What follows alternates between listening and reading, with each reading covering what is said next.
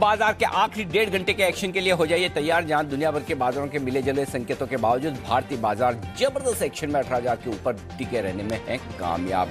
Closing 18,000 के ऊपर होगी ना, क्योंकि ट्रेंड हो चुका है पॉजिटिव और बैंक निफ्टी भी जोश में आता हुआ। स्वागत है आप सबका फाइनल ट्रेड में। नमस्कार, मैं हूं अनिल सिंह और नमस्कार, मैं हूं दीपांशु भंडारी। क्या आखिरी 1.5 घंटे में फायरवर्क्स देखने को मिलेंगे? बाजार वही इंडिकेशन देख रहा है। तो आइए समझते हैं अनिल जी से किस तरह से करनी है आपको अप्रोच इस समय और कहां बनेंगे बाजार में मौके। बताएं सर, इस समय की बड़ी बातें क्या है? दिन की ऊंचाइयों पर पहुंचते हुए दिख रहे हैं बाजार। 18,050 के पार निकले भी, 18,081 का हाई बनाया है दीप आज हमने, और वहां से थोड़ा सा नीचे आए हैं लगभग 40-50 पॉइंट, लेकिन फिर भी अच्छी मजबूती हरे निशान में। बैंक निफ्टी ज्यादा उतार चढ़ाव के साथ ट्रेड करता हुआ दिख रहा है। 38,500 का लेवल भी हमने छुआ है, उसके बाद अभी 38,350 के आसपास, तो 38,030 लो है, यानी कि 500 पॉइंट की रेंज में बैंक निफ्टी ट्रेड करता हुआ दिख रहा है, और निफ्टी करीबन 100-125 पॉइंट की रेंज में ट्रेड करता हुआ। Mid cap small cap share आज भरपूर एक्शन में, खरीदारी वहीं पर होती हुई दिख रही है सेंसेक्स निफ्टी के बाहर। दोनों ही इंडेक्स आधा % तेजी के साथ ट्रेड करते हुए आपको दिखेंगे। रियल एस्टेट शेयर मजबूत है, आईटी शेयरों में खरीदारी तगड़ी होती दिख रही है, और आज की खरीदारी मिड कैप आईटी शेयरों में फैलती हुई दिख रही है। बैंकिंग और फाइनेंशियल सर्विसेज शेयरों में भी अच्छा एक्शन है। मेटल शेयर जरूर दबाव में, आज ब्रोकरेज हाउसेस की रिपोर्ट्स के बाद मेटल शेयरों में प्रेशर बनता हुआ दिख रहा है। एफएमसीजी शेयर भी थोड़े कमजोरी में है। डाउ फ्यूचर से कहीं कोई सपोर्ट भी नहीं तो कहीं कोई निराशा भी नहीं, कुछ नहीं करना है इनको, बिल्कुल पड़े रहना है, ऐसा हाल है डाउ फ्यूचर्स का। लेकिन यूरोप अच्छा है, आधा से 1% की तेजी, खासतौर से कल के डाउ के उतार चढ़ाव भरे एक्शन के बाद आज यूरोप के बाजारों में अच्छी खरीदारी होती दिख रही। तो यूरोप से कहीं कोई संकेत खराब नहीं, इनफैक्ट अच्छे कहे जाएंगे। जी दीप।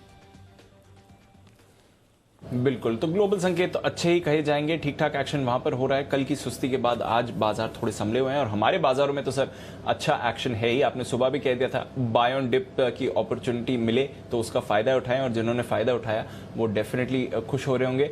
तो एक्सपेक्ट करें सर आखिरी 1-1.5 घंटे में थोड़े और फायरवर्क्स, थोड़ा और बढ़िया एक्शन, क्योंकि ट्रेंड भी अब फाइनली पॉजिटिव है।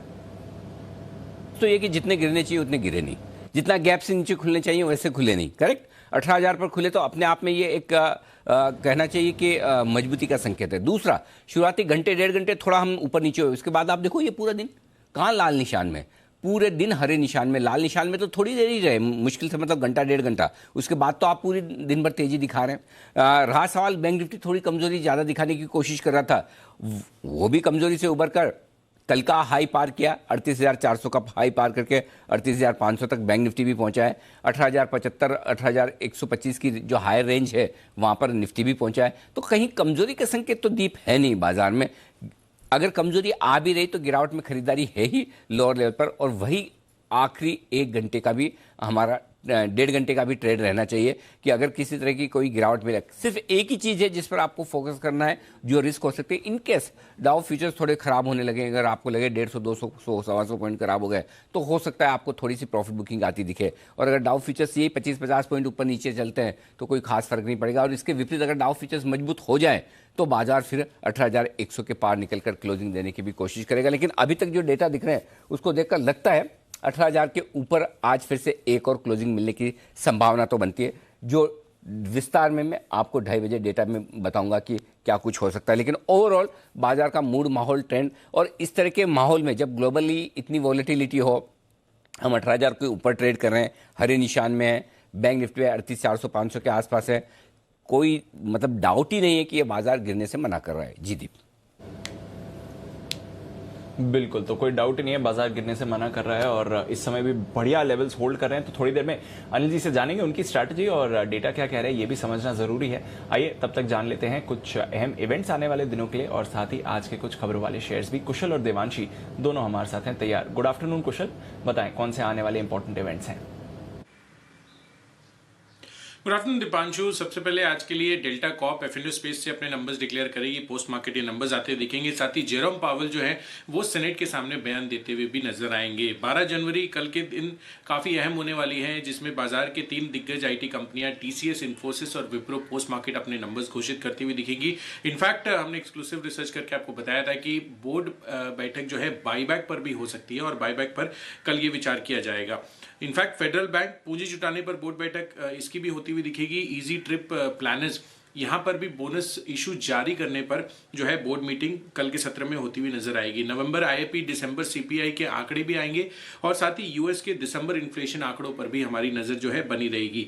13 जनवरी नतीजों के लिहाज से एफ&ओ स्पेस से माइंड ट्री पोस्ट मार्केट अपने नंबर्स डिक्लेयर करेगा। साथ ही कैश स्पेस से Tata Metaliks, AB money, CSC जैसे स्टॉक्स भी अपने नंबर्स घोषित करते हुए नजर आएंगे। आरपीएसजी वेंचर्स पूंजी जुटाने पर यहां पर बोर्ड बैठक है। साथ ही फिलिप्स कार्बन, इसका जो नया नाम है वो पीसीबीएल लिमिटेड, ये 13 जनवरी से जो है लागू होता हुआ नजर आएगा और 84 शेयर जो है वो ट्रेड टू ट्रेड में शिफ्ट होते हुए भी दिखेंगे, तो यहां पर भी नजर रखनी है। और इंडो एमिन्स अंत में यहां पर स्टॉक स्प्लिट जो 10:5 में हुआ है, 10 रुपए से घटाकर 5 रुपए हुआ है, उसकी एक्स डेट जो है वो 13 जनवरी रखी गई है। कुशल, ये फिलिप्स कार्बन ब्लैक का नाम छोटा करने के पीछे कोई खास वजह?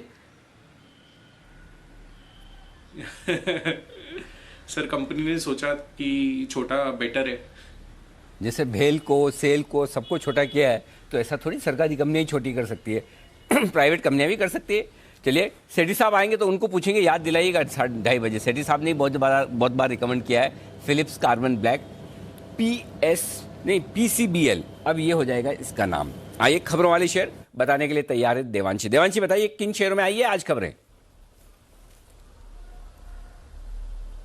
Good afternoon Anil ji. आप देखिए, आज सबसे पहले एलएनटी पर आपको नजर रखनी है क्योंकि कंपनी ने आज 2 रिएक्टर्स हैं वो डिस्पैच किए। उसके बाद थोड़ी सी मूवमेंट इस स्टॉक पर आती हुई दिखी है। हिंदुजा ग्लोबल के लिए अहम खबरें आज आती हुई दिख रही है क्योंकि 14 जनवरी को बोर्ड की एक बैठक होने वाली है जहां पे मर्जर अधिग्रहण पर चर्चा होती हुई दिख सकती है। साथ ही बायबैक की रकम, समय पर भी यहां पे चर्चा होगी और कुछ फाइनल डिसीजंस बाहर आते हुए दिखेंगे। और बिंदु फार्मा पर आपको नजर रखनी है जहां पे कंपनी की सब्सिडरी क्यूरेट टेक ने ओरियन के साथ एक करार किया है। ये बायोसिमिलर डिस्ट्रीब्यूशन के लिए करार था, उसको कंपनी ने आगे बढ़ाया है। इसके चलते ऑरबिंदो फार्मा फोकस में और मार्क्सन्स फार्मा यूएस एफडीए से एक दवा को अंतरिम मंजूरी मिलती हुई दिखी है जो कि एलर्जिक कंडीशंस को ट्रीट करती है। तनेजा एरोस्पेस, यहां पे आपको नजर रखनी है। बड़े निवेशक पोरिंजू विलायत ने तीसरे तिमाही में 1.07% हिस्सा खरीदा है इस कंपनी में। और जेएसडब्ल्यू स्टील, जहां पे Q3 के अपडेट्स यहां पे भी आते हुए दिखे हैं। क्रूड स्टील प्रोडक्शन के जो वॉल्यूम्स हैं उसमें करीब 28% तक की बढ़त वाईओवाई बेसिस पर होती हुई दिखी है और तिमाही आधार पर भी 6% तक की प्रोडक्शन में बढ़त हुई है। इन ऑल ओवरऑल जो वॉल्यूम्स हैं वो कंपनी के बढ़ते हुए दिखे। ओके, तो ये है सारे खबरों वाले शेयर जिन पर है आज पूरा का पूरा एक्शन। बढ़ाते हैं आगे एक्शन को। क्लोजिंग शो के बिगुल की शुरुआत हमेशा की तरफ वागले साहब के साथ, वागले का वंडर।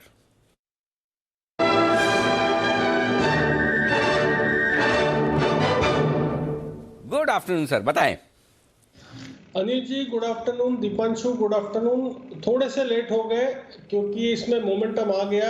ये स्टॉक हमने मतलब चैनल पे कल कर हुआ था, आज मेरे रडार पर आया है और हमने हमारे क्लाइंट्स को लोअर लेवल्स पे दिया है, 10-1 रुपए नीचे, 10-12 रुपए नीचे।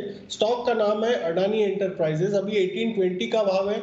अगर आपको 1810 तक मिलेगा तो बाय करिए क्योंकि थोड़ा सा ऊपर चला गया। मुझे 1812 1815 का एवरेज चाहिए। मेरा स्टॉप लॉस 1795 का होगा, 15 रुपए की रिस्क होगी। और मेरा मानना है 2 से 3 दिनों में, शायद 1 से 2 दिनों में ये स्टॉक 1900 तक जाना चाहिए। इतना ये स्टॉक में मोमेंटम है। ओके, तो अदानी एंटरप्राइजेज ये है वो स्टॉक जहां पर एक्शन है भरपूर। खरीदारी करने के लिए 1810 1820 की रेंज में खरीदारी करें। धीमे धीमे वागले साहब की तरफ से ये कॉल आता हुआ 1795 1795 स्टॉप लॉस का लेवल है 1900 रुपए के टारगेट के लिए। जी बिजनेस की बड़ी और एक्सक्लूसिव रिसर्च आने की तैयारी में और रिसर्च आ रही है टीसीएस पर। आपको याद होगा पिछले हफ्ते हमारी टीम ने आपको पूरी रिसर्च करके ये बताया कि आईटी कंपनियां 1.25 लाख करोड़ रुपए कैश लेकर बैठी है अपनी बुक्स में, जो कि तैयार हैं बायबैक के लिए। टीसीएस ने बायबैक का ऐलान कर दिया 12 तारीख यानी कि कल। नतीजों के साथ बायबैक पर भी विचार होगा। कितना बायबैक हो सकता है, किस प्राइस पर हो सकता है, हम थोड़ी देर में बताने वाले हैं। इसके लिए कीजिए इंतजार, क्योंकि उससे पहले कुणाल जी और राकेश जी इंतजार करने के मूड में बिल्कुल भी नहीं है। बिल्कुल चार्ट कॉर्नर का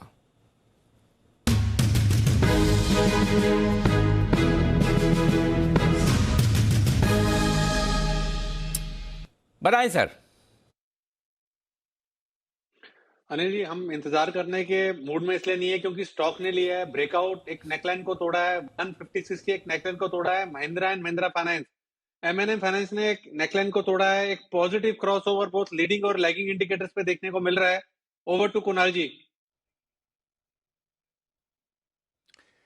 अनिल जी देखिए, एनबीएफसी में काफी अच्छा मोमेंटम आज के ट्रेड में बनते हुए दिख रहा है और अब बारी है एम&एम फाइनेंस की। नीचे के लेवल्स पर डबल बॉटम पैटर्न बना और उसके बाद अब एक पेनेंट पैटर्न का ब्रेकआउट एम&एम फाइनेंस के चार्ट पर आता हुआ दिख रहा है। बाय करके चलने की राय है। यहां पर स्टॉप लॉस रखना है 156 रुपए पर, यानी कि मुश्किल से ₹1.5 नीचे स्टॉप लॉस रख करके बाय करें।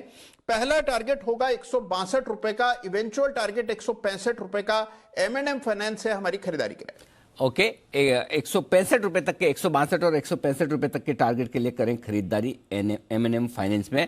और आइए, विश्वेश जी भी तैयार है, उनके लिए भी बिल्कुल विश्वेश का विशेष।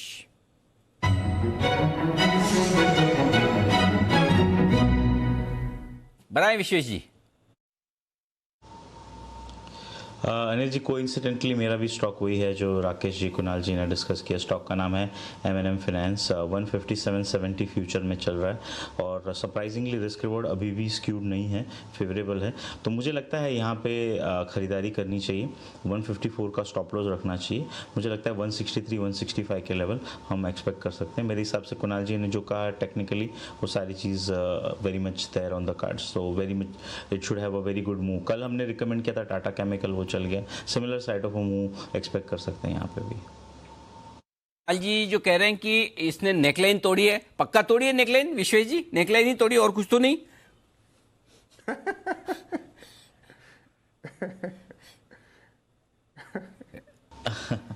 मेरे हिसाब से अनिल जी, राकेश जी का जो वे ऑफ सेइंग है वो बहुत ही यूनिक है और मेरे हिसाब से अगर वो नेकलाइन कह रहे हैं तो डेफिनेटली नेकलाइन, और वो कहे कि हड्डी तोड़े तो मैं तो वो भी मानने के लिए तैयार हूँ। राकेश जी बोले बस, मुझे तो राकेश जी के कहे पे सब पे भरोसा है। सही बात है, राकेश जी से कौन भिड़े, जो बोले मान लो। क्योंकि मैंने आपके वो मतलब कई सारे पैटर्न ऐसे ना, वो टूट फूट वाले ज़्यादा जल्दी से टूट जाए। Cup with handle, cup with saucer, ये सब क्या है, चीनी के बने हुए होते हैं ना, तो सारे टूटने वाले जल्दी होते हैं। तो नेकलाइन तोड़ी है इस बार for a change Bansal ji ने, जिसका सपोर्ट कर रहे हैं आपके लिए विश्वेश जी भी तैयार है, आपके लिए नितिन जी भी। नितिन जी के लिए बिल्कुल निफ्टी के निशानेबाज।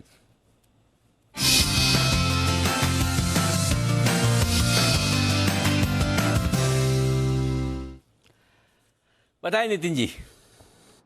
अनिल जी, यहाँ पे हम 18,000 की कॉल ऑप्शन लेंगे जो 133 134 रुपए में मिल रही है अभी, और इसके टारगेट 185 के होंगे और स्टॉप लॉस 100 रुपए का होगा। और जो कॉल ऑप्शन लेने के पीछे मुझे 2-3 रीजन समझ में आ रहे हैं। एक तो 18,000 जहाँ पे मैक्सिमम पुट्स का ओपन इंटरेस्ट है, उसके ऊपर मार्केट बनी हुई है और आज 18,000 की पुट ऑप्शन में करीब 26 लाख शेयर ऐड हुए, यानी पुट राइटिंग हो रही है, तो हम कॉल खरीद रहे हैं। अगर हम इन द मनी देखें, 18,050 की जो एट द मनी है उसमें भी पुट राइटिंग हो रही है और 18,100 की पुट्स में भी पुट राइटिंग हो रही है, जहां पे 10 लाख शेयर का ओपन इंटरेस्ट एडिशन है। इसका मतलब ये हुआ कि हम 18,100 की तरफ जाने को तैयार हैं। 18,100, 18,150 के टारगेट मिलने चाहिए, इसलिए हम 18,000 की कॉल ऑप्शन 132-33 इस तरीके से ले रहे हैं, 100 का स्टॉप लॉस और 185 के टारगेट। और खास बात ये देखें कि एचडीएफसी लिमिटेड से अब पार्टिसिपेशन मिल रहा है, रिलायंस इंडस्ट्रीज भी मार्केट को सपोर्ट दे रही है और बैंक निफ्टी ऑलरेडी स्ट्रांग है, तो और आईटी में के रिजल्ट सामने है, तो गिरने के कोई रीजंस ऐसे समझ में नहीं आ रहे हैं। इसलिए ऐसा लग रहा है कि 18,150, 200 की तरफ हम जा सकते हैं। ओके, 18,150, 18,200 की कर लीजिए तैयारी। नितिन जी हम बुलिश खरीदने के लिए कह रहे हैं 18,000 का कॉल ऑप्शन। बात सही है, 18,000 पर कॉल राइटिंग होकर रखी है और पुट राइटिंग भी जबरदस्त हुई है। 18,000 के पुट पर 22 लाख शेयर आज जुड़े हैं, कुल मिलाकर 51 लाख शेयर, सपोर्ट भी वहीं पर है, तो चिंता न करें। आइए बढ़ते आगे, और अब जिस चीज का आपको इंतजार है वो रिसर्च आपके सामने है, जी बिजनेस एक्सक्लूसिव रिसर्च।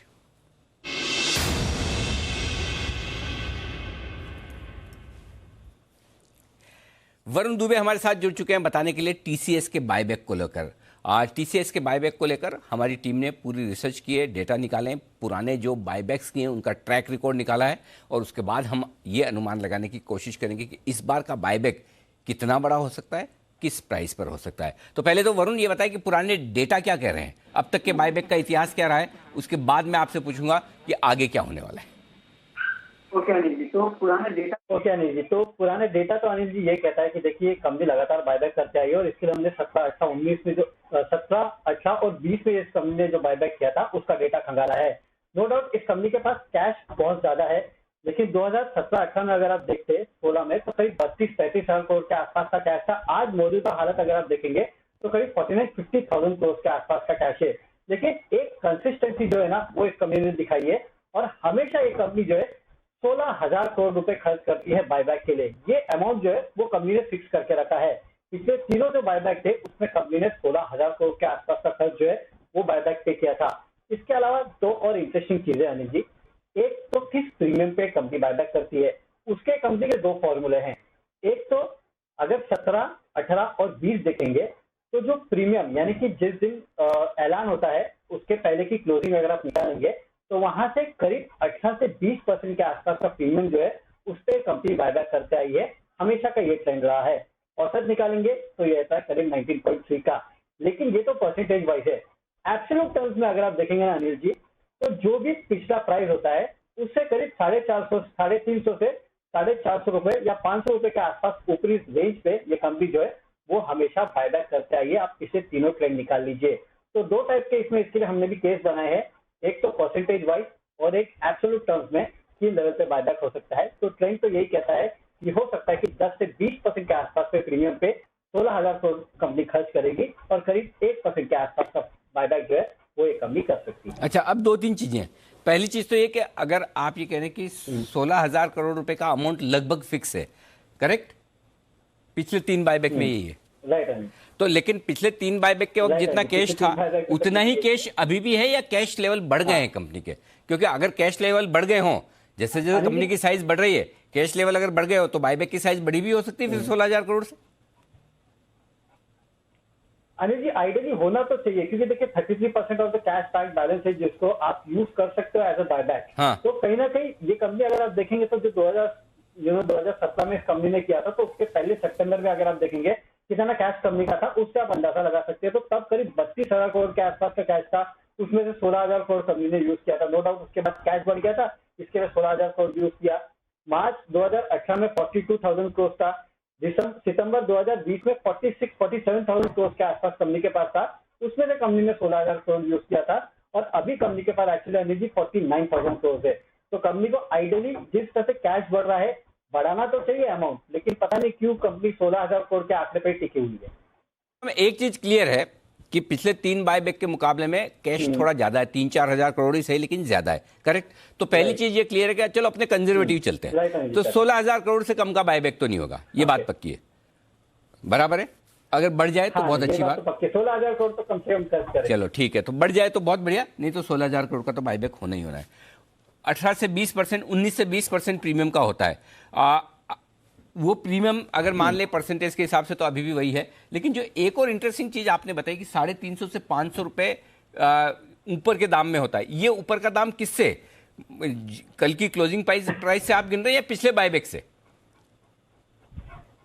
नहीं जी, ये जो प्राइस है ना बेसिकली जिस दिन अनाउंसमेंट, जैसे कि 7 तारीख को मेरे ख्याल से इसका अनाउंसमेंट हुआ था जो कि आफ्टर मार्केट, तो 7 तारीख की क्लोजिंग से 350 से 450, 500 रुपए ऊपर। इसके पहले आपने जो भी देखा ना जब हुआ, जैसे कि 5 अक्टूबर 2020 की मैं आपको बात बताता हूं, जब ये अनाउंसमेंट हुआ था उसके पहले की प्राइस 2,523 थी, बायबैक प्राइस था करीब 3,000 रुपए का, यानी कि 450 रुपए का अपसाइड। 12 जून 2018 को इसके पहले अनाउंसमेंट हुआ था, तब प्राइस 1746 का था, बायबैक प्राइस 2100 का था। इसके पहले 16 फरवरी 2017 का अगर आप देखेंगे तो 2,400 का प्राइस था जो क्लोजिंग प्राइस था, और बायबैक प्राइस था 2,850 का। इसके लिए मैं कह रहा हूँ कि वो 350 से 500 रुपए का जो प्राइस रेंज है वो प्राइस रेंज भी कंपनी ने मेंटेन किया है हमेशा से बायबैक करने के लिए। तारीख को क्या प्राइस थी जिस प्राइस को बेसिस मानकर हम इस पे प्राइस निकालेंगे? 2,853। नहीं, अभी 7 जनवरी को क्या बात कर रहे हो? 3,800 रुपए चल रहा है भाव, 3,900। हाँ वही अनिल जी, सॉरी 3,853, माफ कीजिएगा। 3,853, 2,000 नहीं, 3,850, करेक्ट? तो 3,850, हाँ 3,850 में अगर आप 20% प्रीमियम गिने तो करीबन आपका हो जाता है 400, 700 रुपए मान के चले, 700, 750, तो 4,500 रुपए होता है, करेक्ट? 4,600 रुपए। हाँ जी, 4,500 रुपए, 4,600 रुपए हो जाता है। खाली 500 रुपए आप गिने, 25 का भाव निकल के आता है। हाँ 500 रुपए गिने तो 4,350, तो कहीं 4,350 से 4,600 रुपए ये निकल कर आ रहा है आपका फॉर्मूला। हाँ अनिल जी, हमने थोड़ा लोअर साइड पे इसको लिया, जो 350 रुपए पहले बार दिया था ना, इसके 350 रुपए के आसपास अगर तो 4,238 एग्जैक्ट अगर देखेंगे हमारा जो और भी कैलकुलेशन हमने किए हैं, तो आप मान के चले 4,250 से 4,625 ये वो रेंज हमारी है, बड़ी रेंज। इसमें हमने बेस केस और बुल केस दो टाइप की स्ट्रैटेजी बनाई है। ओके। इस रेंज के बीच में आ सकता है। ठीक बात है, परफेक्ट। तो 4,250 मिनिमम ये प्राइस तो आनी ही चाहिए। 4,650 हायर साइड पर वहां तक भी जा सकता है। ये है आपके लिए टीसीएस का बायबैक का पूरा कैलकुलेशन। और इतने सारे सवाल वरुण से पूछने के पीछे मेरा पर्पज़ ये था ताकि ये कैलकुलेशन कैसे हुई ये खुद आप समझ जाएं, है ना। अगली बार आपको खुद को, मेरी रिक्वेस्ट होगी हमारे सभी दर्शकों से, देखो हम कई बार आपके लिए बायबैक की कैलकुलेशन करके ले आए हैं, कई बार बताते हैं, अब आपको खुद को भी आना चाहिए। थोड़ी मेहनत आप करोगे तो आप भी कर सकते हैं। ये सारे डेटा ऐसा कुछ नहीं कि वरुण ने या हमारी टीम ने राजेश गोपीनाथन साहब को फ़ोन किया, टीसीएस के जो सीएमडी है उनको पूछा कि सर बताओ ये डेटा, सब अवेलेबल है, पब्लिकली अवेलेबल है, सारे बैलेंस शीट में अवेलेबल है, रिजल्ट के साथ आते हैं। आपको खुद को कैलकुलेट करना, थोड़ी मेहनत करनी पड़ती है लेकिन मज़ा आता है, फिर तभी तो सही निकल कर आते हैं। और टचवुड अभी तक तो जी बिजनेस की एक्सक्लूसिव रिसर्च सारे बायबैक्स में एकदम बैंग ऑन साबित हुई है। इस बार भी जो डेटा बता रहे हैं वो 16,000 करोड़ प्लस के बायबैक का, और प्राइस 4546 रुपये के आसपास की आनी चाहिए अगर सब कुछ पुराने फॉर्मूले के हिसाब से टीसीएस का मैनेजमेंट चला तो। और फिलहाल हमारे पास ऐसी कोई वजह नहीं है जिससे हम ये माने कि टीसीएस पुरानी अपनी जो परंपरा है उसको कायम नहीं रखेगा। तो ये है इस वक्त के आपके लिए जी बिजनेस की बड़ी और एक्सक्लूसिव रिसर्च, टीसीएस का बायबैक 4546 रुपये के आसपास होने की पूरी संभावना। रिजल्ट भी है कल। इंटरेस्टिंगली ये बात है कि रिजल्ट है ना जो ये कल है, कल तीनों के तीनों रिजल्ट मार्केट आवर्स के बाद है, टीसीएस, इन्फोसिस और साथ ही साथ विप्रो भी। तो आइए टीसीएस पर बायबैक और रिजल्ट पर एक साथ ही हमारे एक्सपर्ट से राय लेंगे। उससे पहले और सेठी साहब भी कार्यक्रम में शामिल हो रहे हैं, उनसे पूछेंगे। उससे पहले कुशल तैयार है, एक बार रिजल्ट्स का पूर्वानुमान भी कुशल से ले लेते हैं। कुशल, कैसे रहेंगे results? Anil ji, number stable to positive side पर देखने को मिलेंगे। सबसे पहले टीसीएस की बात कर लेते हैं। बहुत ही बेहतरीन हमारी रिसर्च हमने पेश की है और यहाँ पर अब नंबर्स भी कहीं ना कहीं आय में डेफिनेटली काफ़ी रिफ्लेक्ट होते हुए नजर आ रहे हैं, जिसमें डॉलर आय टीसीएस की करीबन 2.2% बढ़कर 647 करोड़ पर हम रहने का अनुमान कर रहे हैं। और साथ ही कंपनी की मार्जिन अन्य आईटी कंपनियां, इनफैक्ट जो दिग्गज आईटी कंपनियां हैं, चाहे आप इन्फोसिस को लीजिए या फिर पर्टिकुलरली विप्रो को ले, तो यहाँ पर उनके मुकाबले मार्जिन स्टेबल रह सकती है। क्वार्टर ऑन क्वार्टर बेसिस पर 25.6% हम टीसीएस की मार्जिन एक्सपेक्ट करके चल रहे हैं, जो कि बिना बदलाव के रह सकती है। कंपनी का मुनाफे में 4.5% के उछाल के साथ 10,050 करोड़ का कंपनी मुनाफा भी घोषित करने की उम्मीद हम लगाकर चल रहे हैं। सभी वर्टिकल्स में बेहतरीन आय ग्रोथ रही है और मोर इंपॉर्टेंटली जो बीएफएसआई वर्टिकल है उस पर कंपनी का क्या आउटलुक रहता है, वहां पर हमारी नजर बनी रहेगी। साथ ही आगे के लिए कंपनी की क्या डील पाइपलाइंस है, उस पर कंपनी क्या कमेंट्री करती है, वहां पर भी हमारा फोकस रहेगा। और डेफिनेटली बायबैक पर जो हम एक्सपेक्टेशंस करके चल रहे हैं उस पर तो हमारा फोकस बना ही रहेगा। ओके, तो ये है आपके लिए टीसीएस के नतीजों का अनुमान। सेठी साहब हमारे साथ तैयार है। सेठी साहब बताएं सर, बायबैक और रिजल्ट्स दोनों पर आपने हमारी रिसर्च देखी, क्या है व्यू आपका टीसीएस पर?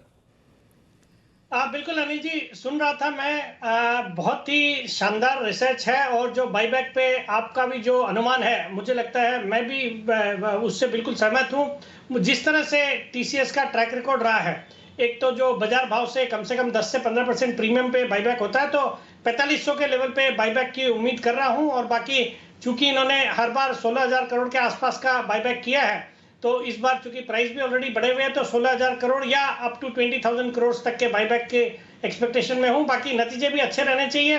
तो ऑल इन ऑल सब कुछ पॉजिटिव है स्टॉक के लिए और मुझे लगता है इस स्टॉक को बायबैक के पहले ही खरीद लेना चाहिए, बिकॉज आमतौर पर हमने देखा है कि बायबैक के बाद जो बायबैक के प्राइस होते हैं वहां तक ये स्टॉक जाता ही जाता है over the next few days. तो उस लिहाज से भी मुझे लगता है इन लेवल्स पे इस स्टॉक को बिल्कुल खरीदना चाहिए। बिल्कुल, तो खरीदारी करें टीसीएस में। आइए चार्ट्स पर भी एक बार राय ले ली जाए। टीसीएस के चार्ट्स किस तरह के दिख रहे हैं, विश्वेश जी बताएं सर। देखिए अनिल जी, मुझे ऐसा लगता है 3900 के कॉल ऑप्शन में 16 लाख शेयर का ओपन इंटरेस्ट है और उसके ऊपर 4000 के कॉल में 17 लाख शेयर का ओपन इंटरेस्ट है। और अगर सेठी साहब जो कह रहे हैं मैं उनसे पूरी सहमति रखता हूं। मुझे लगता है जैसे ही स्टॉक के अंदर में 3930, अभी कल के दिन में सर ओपन हाई था और वो हायर लेवल पे था 3970, तो मुझे लग रहा है अनिल जी 4000 तो ऑन द कार्ड्स है और 4000 के ऊपर इसमें काफी सारे अच्छे मीडियम टर्म ब्रेकआउट हो जाएंगे। तो मुझे लगता है 4000 इमीडिएटली दिख रहा है। रिस्क रिवॉर्ड अच्छा है। 3850 के स्टॉप लॉस से पोजीशन मेरे हिसाब से बना सकते हैं जी। ओके, तो ये है आपके लिए राय इस वक्त आती हुई टीसीएस पर। विश्वेश जी की तरफ से भी इस वक्त स्टॉक्स जबरदस्त एक्शन में है। सेठी साहब हमारे साथ तैयार हैं और 2:25 पर जब सेठी साहब लाइव हो तो इतना तो बनता है कि कम से कम 5 मिनट पहले उनसे उनकी कॉल ली जाए। तो सेठी साहब के लिए बिगुल सदाबहार सेठी साहब की शॉर्ट टर्म पिक, और हम एक एक करके लेंगे आज क्योंकि पूरे शो में 3:30 बजे तक रहने वाले हैं। तो पहले बिगुल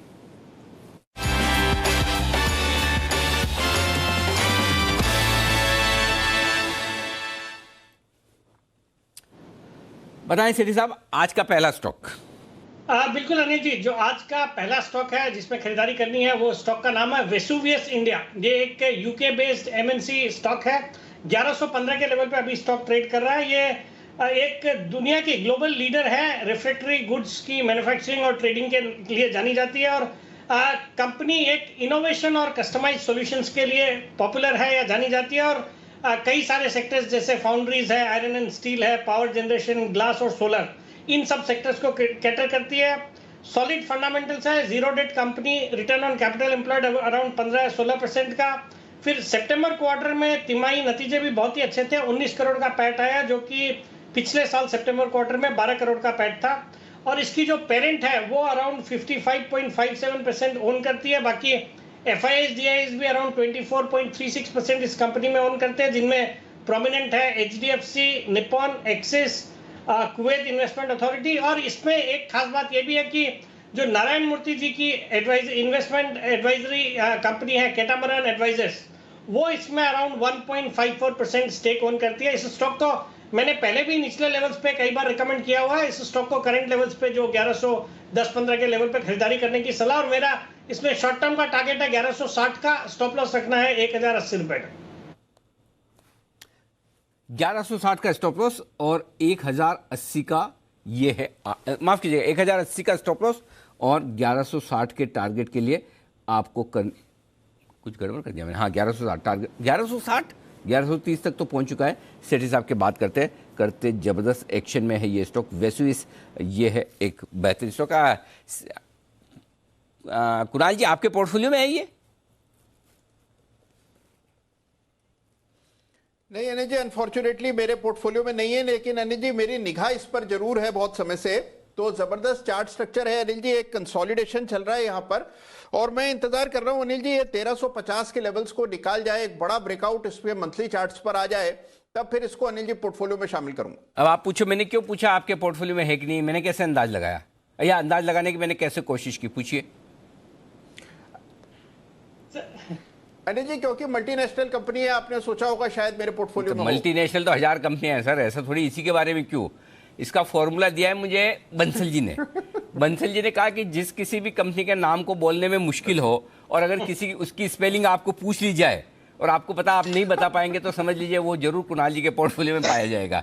तो इस फॉर्मूले के हिसाब से मैंने पूछा। कभी कभी ठीक है, एक्सेप्शन भी होते हैं इस, बट ज़्यादातर स्टॉक इस तरह के आपके पोर्टफोलियो में मिल जाते हैं, मसलन GMM फोर्डलर टाइप के, और बाकी बंसल जी को पता है ही। तो इसी फॉर्मूले के हिसाब से वेसुवियस, बंसल जी वेसुवियस की स्पेलिंग बोलिए जरा। नहीं देखिए अनिल जी, आपने बिल्कुल ठीक बोला। आप जितने भी विदेशी नाम है जिनको बोलने में दिक्कत होती है ना, कुणाल जी, अनिल जी ध्यान से सुनिएगा, इंग्लिश का वर्ड है ये। Kunal ji is romantically invested with all these companies Anil ji. वाह क्या बात है। चलिए, तो ये है स्टॉक जिस पर 1160 रुपए के टारगेट के साथ सेठी साहब की तरफ से है खरीदारी करने की राय।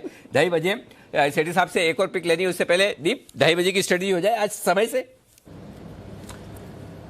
बिल्कुल सर, बाजार भी तेजी में है, तो आइए जानते हैं अनिल जी की स्ट्रैटेजी।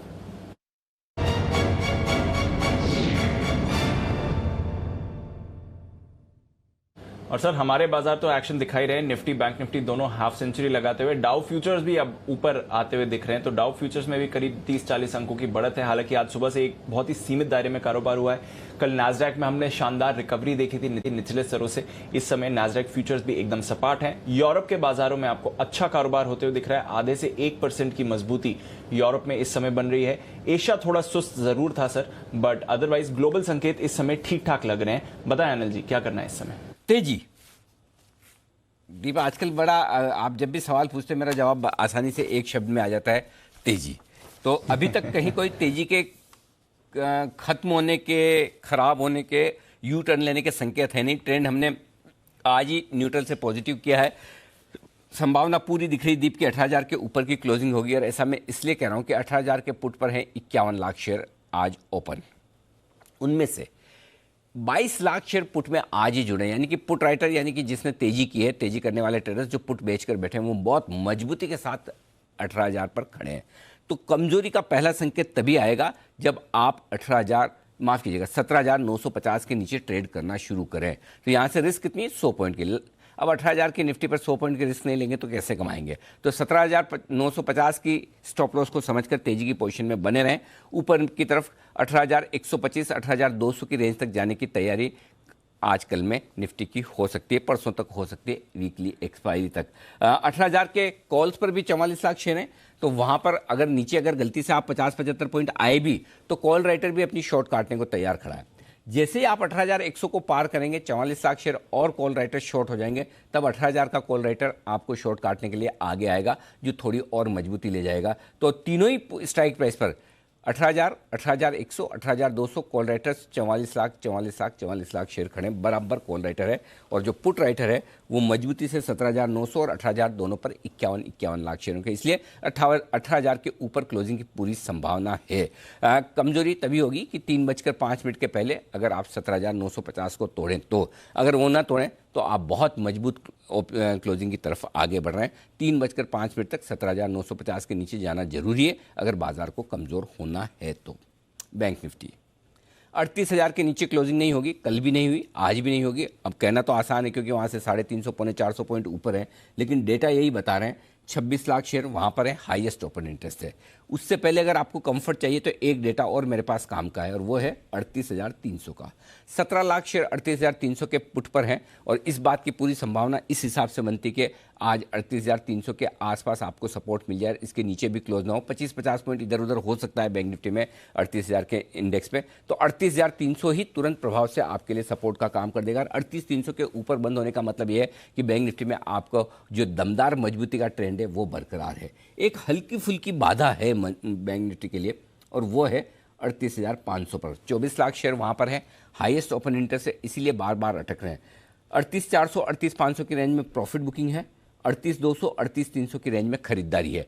ये रेंज है जिसमें बैंक निफ्टी पूरा 3:30 बजे तक टाइम पास करेगा। 38,200, 38,300 की रेंज में आएगा, खरीदारी हो जाएगी। 38,400, 38,500 की रेंज में आएगा, वहाँ पर प्रॉफिट बुकिंग होगी। अगर 3 बजे के पहले 38,500 के ऊपर टिके निकले तो 39,000 की तैयारी एक्सपायरी के पहले कर लीजिए, और अगर 38,000 के नीचे जाए तो ही आपको डरना है, घबराने की जरूरत नहीं। डेटा दोनों में मजबूती के साथ बने हुए, गिरावट में खरीदारी करने की राय जी।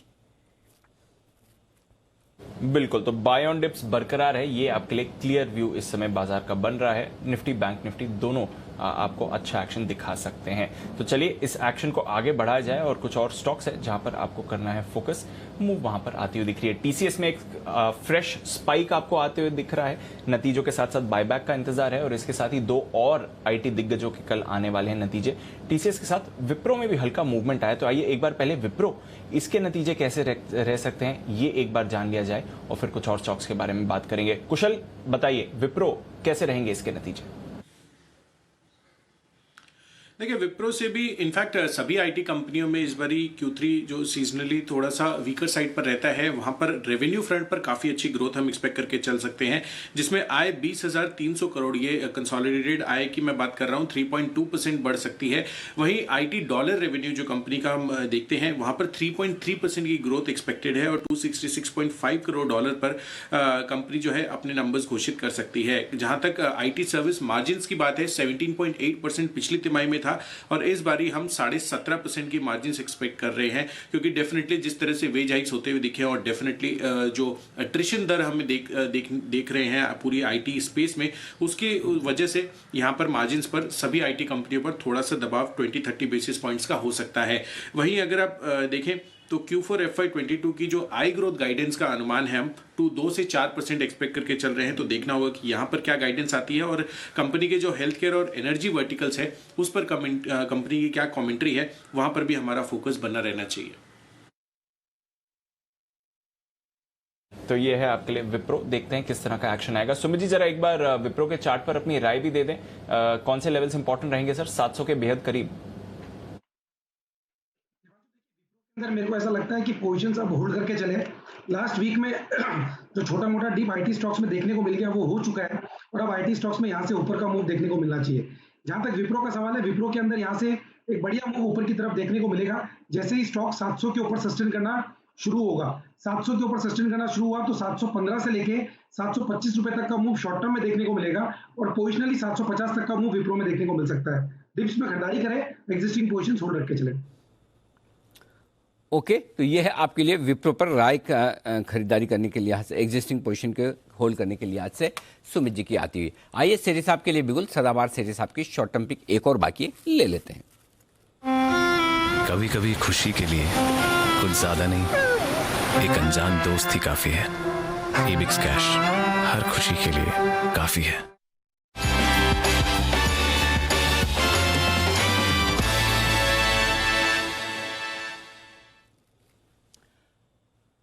बताएं सर, दूसरा स्टॉक। बिल्कुल अनिल जी, जो आज का मेरा दूसरा स्टॉक है मेरे एक पसंदीदा सेक्टर से है। स्टॉक का नाम है वर्धमान टेक्सटाइल्स, जो कि अभी 2617 2620 के लेवल पे ये स्टॉक ट्रेड कर रहा है। टेक्सटाइल सेक्टर पे मैं बुलिश हूँ। कल भी सुबह एसपीएल मिड कैप सेगमेंट में मैंने अपनी long term pick KPR mills दिया था।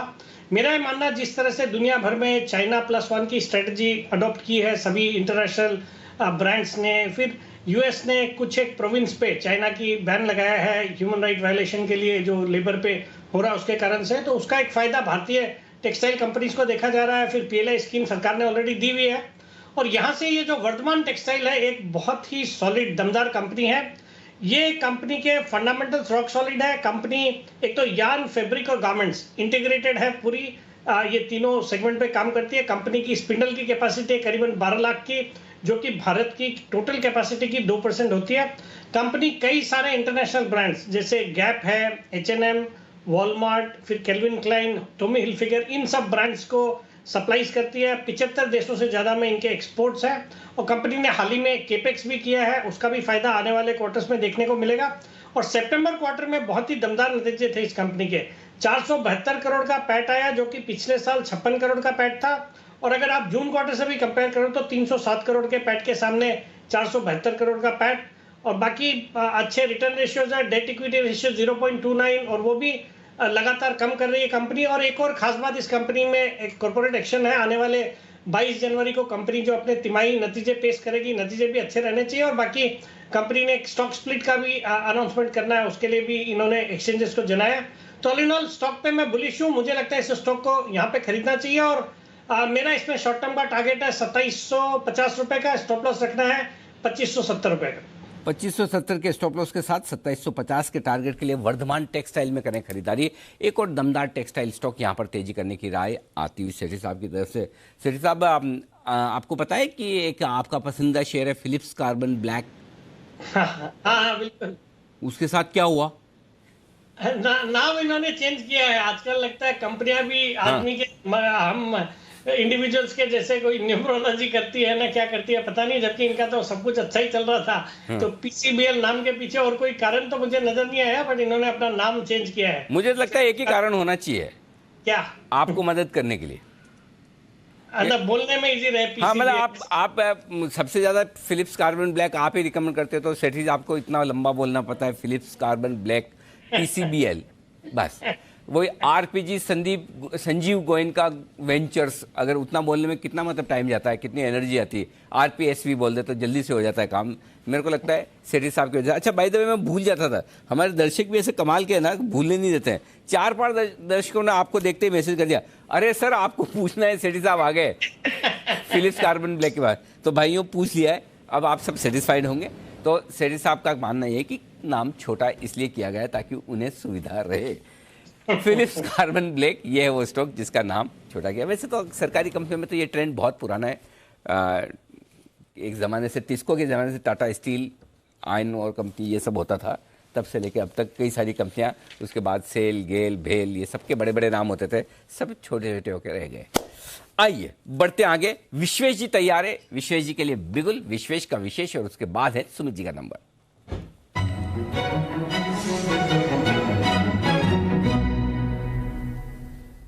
बताएं विश्वेश जी।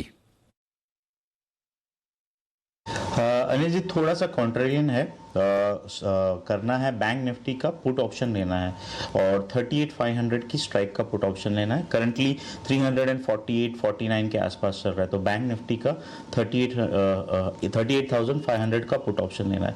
लॉजिक ये है अनिल जी, देखिए सुबह से 2 अटेम्प्ट की है पुट राइटर्स ने अपने स्टैंड को डिफेंड करने की, लेकिन प्राइस जो है कहीं ना कहीं यहाँ पे आके रिजेक्ट हो रहा है और 38,400 के पुट में जो अच्छा खासा OI ऐड हुआ था सिंस मॉर्निंग 11 lakhs, वहां पे सम सॉर्ट ऑफ अनवाइंडिंग देखी जा रही है। और आज के दिन का अगर मैं क्यूमुलेटिव OI देखता हूं तो मुझे ऐसा समझ में पड़ रहा है कि शायद put writers are now giving up, तो ऑलमोस्ट 73 लाख शेयर कॉल है जबकि 86 लाख पुट राइट हुए हैं। और ये अगर आप स्लोप देखोगे तो आपको समझेगा कि इंट्राडे में अपोजिट था, 98 लाख पुट थे और 67 था। तो basically as day progresses, as price approaches to resistance, I am seeing more of a put unwinding. तो मुझे क्या लग रहा है कि पुट राइटर ये परसीव कर रहे हैं कि शायद 38,500 ना टूटे और मार्केट नीचे आए तो एक बार के लिए जो पुट राइट में पैसे बन रहे हैं वो निकाल लो। तो मुझे लग रहा है कि ये एक्सपायरी के पर्सपेक्टिव शायद 38,500 डिफिकल्ट हो जाए निकलना। और बैंक निफ्टी का अगर आप OI का डेटा देखोगे तो 38,500 में 12 लाख शेयर का open interest and highest open interest भी वही है विच इज 26 लाख। तो मुझे लगता है price is indicating a minor pull back, तो यहाँ पे 38,500 के पुट को खरीदना चाहिए। स्टॉप लॉस अनिल जी काफी बड़ा नहीं है प्राइस के हिसाब से, मुझे लगता है 100 रुपीज का स्टॉप लॉस रखना चाहिए। यहाँ पे 349 पे खरीदते हो तो 250 का स्टॉप लॉस रखना चाहिए। 550 और 670 ये 2 टारगेट रहेंगे 38,500 के पुट ऑप्शन में। 550 670 2 टारगेट के लिए बैंक निफ्टी में करें आप मंदी की पोजीशन बनाएं। 38,500 के पार जाना मुश्किल हो रहा है। 38,400 का हाई कल का था, 38,500 का हाई आज का है। 38,350 की क्लोजिंग कल की थी, आज 38,350 की क्लोजिंग हो पाती है नहीं। और विश्वेश जी की बात करते करते देखिए स्टॉक इंडेक्स नीचे आता हुआ भी दिख रहा है। विश्वेश जी नीचे कितना, कहाँ तक दिख रहा है आपको बैंक निफ्टी अगर कमजोरी होती है तो कितना जा सकता है? देखिए अनिल जी एक चीज मैं कंटेम्पलेट कर सकता हूं कि ये जो रैली शुरू हुई है 34,200 से, वो बहुत अच्छी रैली होगी, 6,000 पॉइंट्स हो गया। तो इसका अगर रिट्रेसमेंट होता है तो ज्यादा नहीं तो मुझे लगता है अनिल जी 37,600 37,200 तक, मतलब यहाँ से 700-800 पॉइंट नीचे आ सकता है बैंक निफ्टी, ये मेरा मानना है। ओके 700-800 पॉइंट यानी कि 37,700 37,850 बिल्कुल परफेक्ट है। वही वो रेंज है जो मजबूत सपोर्ट है बैंक निफ्टी के लिए। अगर आता है एक करेक्शन वहां तक पूरा करता है तो बैंक निफ्टी की सेहत के लिए अच्छा भी होगा अगर उस लेवल तक आकर बैंक निफ्टी वापस घूमे तो ये है विश्वेश जी की तरफ से पुट ऑप्शन खरीदने की राय 38,500 का। आइए बिगुल सुमित जी के लिए।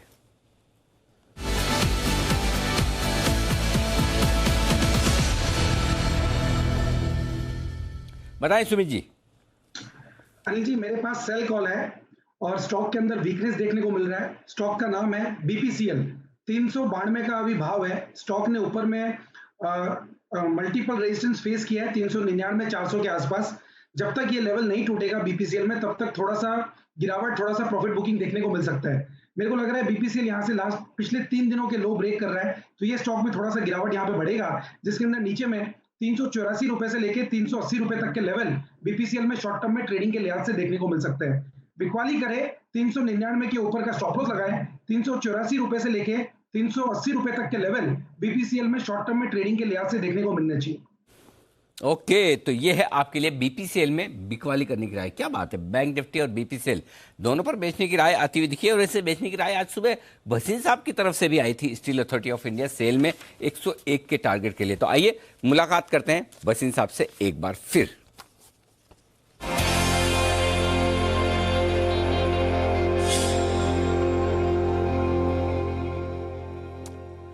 स्वागत है आपका वसीम साहब। 18,000 के ऊपर टिके रहने की कोशिश है निफ्टी की, हरे निशान में है। बैंक निफ्टी जरूर आज थोड़ा साथ कम दे रहा है। बताएं सर पहले तो आउटलुक और अपडेट्स भी। Good afternoon Anil ji. Outlook तो यही है कि 18,200-400 से पहले रुकेगा नहीं और जो प्रॉफिट बुकिंग आनी है करनी है, जो साइड पे है वो बैठे रह जाएंगे। और अगर हम all walls of worry cover करेंगे तो हम भी थोड़ी घबराहट में रहते हैं कि कैसे, और but the market seems to be in a very sweet spot. I have no cause of worry. I would say this is a very good time to start. If you have not entered, then look for declines, but don't look for too much decline. The market can surprise you again on the upside.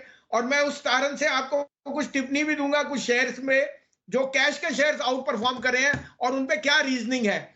तो मुझे, जैसे मैंने आपको hedge बताया था, SAIL is at the low point of the day, Lupin डीवी strong है, लेकिन मिड कैप बैंक्स में देखिए क्या रुझान है। Mid cap IT, mid cap banks, आपको यहाँ मैं जब वैष्णो देवी गया था, आपको वहां पे एनबीसीसी 47 रुपए पे कहा था, आज आपने अपने आप कहा तो एनबीसीसी का भाव 75 रुपए क्यों नहीं जाना चाहिए? और कोई दो राय नहीं कि market is grossly under valuing lot of assets, और वो आपको तेजी की तरफ है।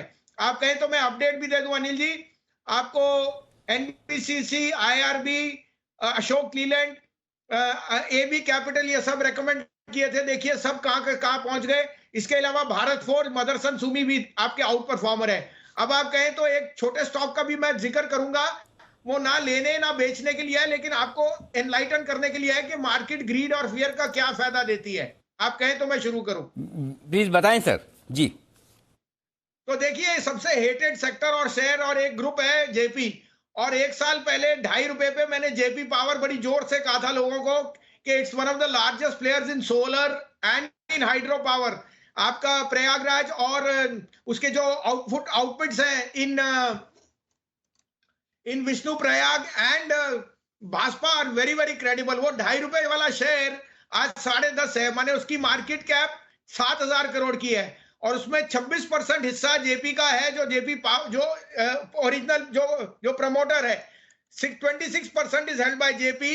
JP is also in all the other businesses. तो मुझे कोई दो राय नहीं कि market cap of JP can not be half of JP power. तो इस कारण से इसकी मार्केट कैप अगर 10,000 जाएगी तो 25 रुपए का भाव होना चाहिए। Not a disclosure, neither to buy neither to sell. We had positions in JP power and we have suggested 1 year back. तो मैं इस कारण से कह रहा हूं कि मार्केट में बहुत ज्यादा वैल्यू है in a lot of stocks and sectors. Mid cap, small cap can surprise you on the upside. Please stay invested and use volatility to buy. अब आपके लिए 2 बायस नहीं 3 बायस हैं, आप कहें तो मैं शुरू करूं अनिल जी। बिल्कुल सर, बताएं प्लीज। तो तीनों डेरिवेटिव कॉल है। देखिए अनिल जी, मिड कैप आईटी में सरप्राइज आ सकता है ऑन दी अपसाइड, और मुझे यहाँ पे एलटीटीएस बहुत पसंद है 5640-50 पे, स्टॉप लॉस ऑफ 5530, 57.5 से 5800 का टारगेट। दूसरा बाय है जो मैं सोचता हूं हर एक के पोर्टफोलियो में होना चाहिए, और ऑटो में आपने देखा ही है, from Maruti to Tata motor, M&M, largest player in the tractor market. It sells 4 times amount of tractors which Escort sells, और 840 रुपए के भाव में यू कांट गो रॉन्ग। 828 का स्टॉप लॉस, 875 का टारगेट। और तीसरा पिक है सर, जो मेरे लिए ब्लूस्ट ऑफ ब्लू चिप है, सीमेंस। 2300 से 2310 में लीजिए, 2240 का स्टॉप लॉस, 2450 का टारगेट। तो 3 स्टॉक्स हैं जहां पर खरीदारी करने की राय भसीन साहब की तरफ से आती हुई दिख रही है। L&T टेक्नोलॉजी सर्विसेज 5640 से 5660 की रेंज में खरीदना है, और 5530 का स्टॉप लॉस, 5750 और 5800 के टारगेट के लिए। महिंद्रा एंड महिंद्रा 840-42 के आसपास खरीदना है, 828 का स्टॉप लॉस और 875 का टारगेट। ये है आपके लिए इस वक्त खरीदारी करने की राय। और सीमेंस एक और स्टॉक है जहां पर खरीदारी करने की राय आती हुई दिख रही है भसीन साहब की तरफ से। 2300-2310 के आसपास खरीदना है, 2240 का स्टॉप लॉस, 2450 का टारगेट। ओके, तो ये हैं आपके लिए कुछ काउंटर्स भसीन साहब की पसंद। 3 दिग्गज स्टॉक्स जो भसीन साहब को पसंद है, M&M, L&T टेक और साथ ही सीमेंस, जहां पर आपको करनी है खरीदारी। थोड़ा समझने की कोशिश कर रहा है, थोड़ा उतार चढ़ाव आपको बाजार में इस समय ज्यादा होते हुए दिख रहा है। नजर रखिए, एक्शन दोनों तरफ का है। आरबीएल और बंधन बैंक ये थोड़े रिकवरी अटेम्प्ट कर रहे हैं, पर उसके सामने एक बार जरा वोडाफोन आइडिया पर नजर डाल देते हैं। सुबह से ही नजर बनी हुई है, जब से कन्वर्जन की बात आई थी, एजीआर और स्पेक्ट्रम बकाये की इक्विटी में कन्वर्ट किया जाएगा, पर अब 22% नीचे वोडाफोन आइडिया आपको आते हुए दिख रहा है। तो एक बार को रिबाउंड जरूर आया था, बट क्योंकि 10 रुपए पर शेयर पर ये कन्वर्जन हो रहा है, तो बाजार ऑफ कोर्स अब स्टॉक को उसी तरह प्राइस कर रहा है। सेठी साहब, कैसे समझना है सर इस डेवलपमेंट को? फिर आशीष से भी थोड़ी डिटेल से लेंगे, बट वोडाफोन पर अब क्या राय बनती है? फाइनली एटलीस्ट क्लैरिटी आ गई है सर, बट स्टॉक पर भारी पिटाई होती हुई दिख रही है कन्वर्जन प्राइस को लेकर। नहीं, बिल्कुल दीपांशु, ये बाजार को पसंद नहीं आया इतने, मतलब आज 15 रुपए वाले स्टॉक का 10 रुपए में कन्वर्जन प्राइस आया, तो डेफिनेटली बाजार did not like it, and वही हम देख भी रहे हैं, 22-23% स्टॉक नीचे है। बट अब जिनको फ्रेश खरीदारी करनी है उनके लिए मुझे लगता है एक अच्छा मौका है। ये 11-11.5 रुपए के लेवल्स पे ये स्टॉक मतलब होने में हो सकता है कि रुपया और नीचे चले जाए, बट अगर जैसे कि टेलीकॉम सेक्टर में जो बदलाव हुए हैं, या जो भी इस कंपनी को लेके भी इनके जो फाइनेंशियल्स में जो बदलाव देखे जा रहे हैं, मुझे लगता है ये स्टॉक 6 से 9 महीने में यहाँ से अच्छे अपसाइड दिखा सकता है। तो I think today's fall should be used for buying opportunities from a medium to long term point of view. तो ये है आपके लिए Vodafone Idea, medium to long point of view से खरीदारी की अपॉर्चुनिटी बन रही है। पर आइए, ये जो एग्जैक्टली हुआ क्या है, क्या डिटेल्स हैं, कितना इनका बकाया एंड ऑफ कोर्स कौन से बैंक्स पर रखनी है नजर, कुछ और डिटेल्स इसके बारे में आशीष के पास है तैयार। आशीष बताइए एग्जैक्टली क्या घोषणा की है वोडाफोन आइडिया ने। बिल्कुल दीपांशु, सीक्वेंस के साथ मैं बता देता हूं कि दरअसल हुआ क्या। सबसे पहले खबर समझ लेते हैं। एजीआर बकाया था वोडाफोन आइडिया के ऊपर, ये तो सभी जानते हैं, और इसको थोड़ा सा हल करने के लिए सरकार ने इन्हें विकल्प दिया था कि अगर आप पैसे समय पर नहीं भुगतान कर पा रहे हैं तो आप इस पैसे को जो है इक्विटी में बदल लीजिए। थोड़े दिन पहले 7 जनवरी को भारतीय एयरटेल ने अपडेट देकर बताया था कि हम इस विकल्प का इस्तेमाल नहीं कर रहे हैं, वो अपने एजीआर बकाये को इक्विटी में नहीं बदलेंगे। लेकिन क्योंकि वोडाफोन आइडिया इसकी दिक्कतें काफी ज्यादा है, इसके लिए इसने विकल्प चुना और सरकार को जो है अब ये शेयर जारी करेंगे। दरअसल कंपनी ने ही अपनी अपडेट में ये बताया है कि एजीआर और उसके ऊपर जो ब्याज है इसकी टोटल वैल्यू आती है करीब 16,000 करोड़ की। और अपडेट में यह भी बताया गया कि 10 रुपए प्रति शेयर के भाव पर जो है ये शेयर जारी होंगे। यानी इसके अनुसार अगर आप देखें तो करीब करीब 1600 करोड़ शेयर जो है वो अतिरिक्त जारी होंगे। मैं आपको ये भी बता दूं कि सरकार की जो है इस पोस्ट कन्वर्जन, ये जो कन्वर्जन होगा बकाये का इक्विटी में, इसके बाद सरकार की 35.8% हिस्सेदारी होगी और जो प्रमोटर है यानी वोडाफोन और एबी ग्रुप दोनों की मिलाकर 46.3% होगी। फिलहाल अगर आप देखें तो टोटल प्रमोटर्स की जो है 72.05% होल्डिंग है। लेकिन स्टॉक ने देखिए इतना नेगेटिवली रिएक्ट किया, जब खबर सुबह सामने आई तब लग रहा था कि कहीं ना कहीं थोड़ी सी राहत मिल रही है, लेकिन इसके पीछे अगर आप डिटेल्स देखेंगे तो समझ में आएगा कि जो समस्या है वो अभी इतनी जल्द हल नहीं होने वाली है। सबसे पहली बात, जैसे कि आप बता भी रहे थे दीपांशु, की जो है डिस्काउंट पर ये कन्वर्जन हो रहा है। कल करीब 15 रुपए के आसपास था, अब 10 रुपए के आसपास जो है वो जारी हो रहे हैं शेयर, तो बाजार ने इसको नेगेटिव लिया। और दूसरा कि बहुत बड़ा जो है इक्विटी बेस का डाइल्यूशन हो रहा है। जैसा कि मैंने आपको बताया कि 1600 करोड़ यानी 16,000 करोड़ जो है बकाया है, और 10 रुपए प्रति शेयर के भाव पर अगर आप इसको कन्वर्ट करके देखें तो 1600 करोड़ जो शेयर है वो अतिरिक्त जारी होंगे। तो ईपीएस डाइल्यूशन काफी ज्यादा देखने को मिलेगा। और पिछले प्रदर्शन अगर आप कंपनी का देखें तो अभी तक काफी ज्यादा निराशाजनक देखने को मिला है। अभी भी इक्विटी का बेस छोटा नहीं है, 2873 crore total number of shares हैं, यानी डाइल्यूशन काफी ज्यादा देखने को मिल रहा है। और इनकी जो चिंता है सिर्फ एजीआर बकाये तक नहीं है, क्योंकि अगर आप बैंकों तक का भी देखें तो एक्सपोजर काफी ज्यादा है। 28,700 करोड़ का जो बकाया है बैंकों का है, तो इन्हें यह भी देना है, केपेक्स भी करना है, 5G के लिए भी इनको काम करना है। तो इनकी जो रात आगे की जो चाल है वो थोड़ी सी मुश्किल नजर आएगी। बैंकों का एक्सपोजर मैं एक एक करके आपके सामने रख देता हूं। सबसे पहले आप देखिए आईडीएफसी फर्स्ट बैंक 3,240 करोड़ के आसपास का जो है एक्सपोजर है। इसके बाद आता है इंडसइंड बैंक 3500 करोड़ का है। State bank of India 11,000 crore है, सुनने में बहुत ज्यादा लगता है लेकिन इनकी लोन बुक का केवल आधे प्रतिशत हिस्सा है। इसके बाद PNB, axis bank, ICICI bank, HDFC bank, इनका भी मार्जिनल एक्सपोजर है। तो यानी निवेशकों के लिए अभी थोड़ी सी निराशा है, लेकिन जो डेट होल्डर्स हैं जिन्होंने इनको पैसा दिया है उनके लिए थोड़ी सी राहत जरूर आती हुई नजर आ रही है। तो ये है आपके लिए वोडाफोन आइडिया पर पूरी डिटेल्स। और देखते हैं बैंकों के लिए तो ऑफकोर्स थोड़ी राहत की बात है। आज सुबह ग्रासिम भी थोड़ा एक्शन में आ रहा था, इनकी ग्रुप कंपनी ऑफकोर्स उनका भी स्टेक है, तो देखना पड़ेगा ग्रासिम आगे जाकर थोड़ा और पॉजिटिव रहता है कि नहीं। हल्की सी बढ़त इस समय आपको ग्रासिम में दिख रही है, बट ऑफकोर्स वोडाफोन आइडिया बाजार को कन्वर्जन प्राइस बिल्कुल पसंद नहीं आ रहा है और इसलिए आप देख रहे हैं स्टॉक की भारी पिटाई हो रही है। पर एक बैंक जो एक्शन में है बंधन, इस पर कुछ समय पहले अनिल जी ने भी कहा था नजर रखिए, बाकी बैंक्स के मुकाबले अंडर परफॉर्म किया था, तब 250 के लेवल्स के आसपास था, अब ऑफकोर्स थोड़ा कैचअप हो गया है, 280 के लेवल्स पर आ गया है। वागली साहब जरा देखें बंधन बैंक के चार्ट को, यहां से और मोमेंटम एक्सपेक्ट करना चाहिए सर?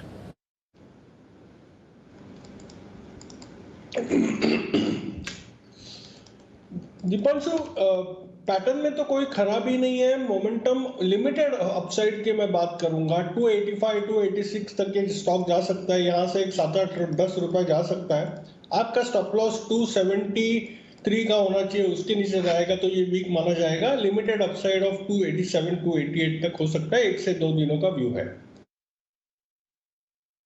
ओके, तो 287 288 के लेवल्स आपको आ सकते हैं। बंधन बैंक थोड़ा इसमें मूवमेंट अभी अभी आपको आते हुए दिख रहा है। एयू स्मॉल फाइनेंस बैंक भी सुबह से एक्टिव है, नजर रखिए इस काउंटर पर भी मूव बन रही है। पर मदरसन सुमी, इस पर एक अच्छी मूव बनती हुई दिख रही है, जरा इस पर राय ले ली जाए। नितिन जी जरा मदरसन सुमी का चार्ट देखें, पिछले 2-3 दिनों से ऑटो स्टॉक्स में अच्छा एक्शन आ रहा है। हीरो मोटो में हमने मूव देखी, मारुति, अशोक लेलैंड काफी एक्टिव थे और मदरसन भी अच्छे मोमेंटम में रहा है। 250 के लेवल्स पर कोई राय इस पर? देखिए नेक्स्ट जो टारगेट है वो 260 तक के बनते हैं और सपोर्ट 240 पे बन रहा है, तो बाय पोजीशन होल्ड करनी चाहिए और 255 से 260 के बीच में जहां रेसिस्टेंस है उस लेवल पे थोड़ा प्रॉफिट बुक करना चाहिए। बट इमीडिएट यहां से लग रहा है कि 256 257 ऐसे टारगेट आ सकते हैं। ओके, 256 257 के टारगेट्स मदरसन सुमी में आने की तैयारी। आइए एक और स्टॉक है जो एक्शन के लिए हो रहा है तैयार, बता रहे हैं विश्वेश जी, और उसके बाद कुणाल जी, राकेश जी भी अपना कल का काम आज ही करने की मूड में है, क्योंकि आज आपको तो पता ही होगा नोटा का इस्तेमाल किया था कुणाल जी ने, तब से ही अपराध भावना से ग्रसित हैं सुबह से कि मतलब मैंने काम कम किया, तो इसलिए कल का काम आज करना चाहते हैं। लेकिन इंतजार कीजिए, पहले विश्वेश जी कतार में हैं।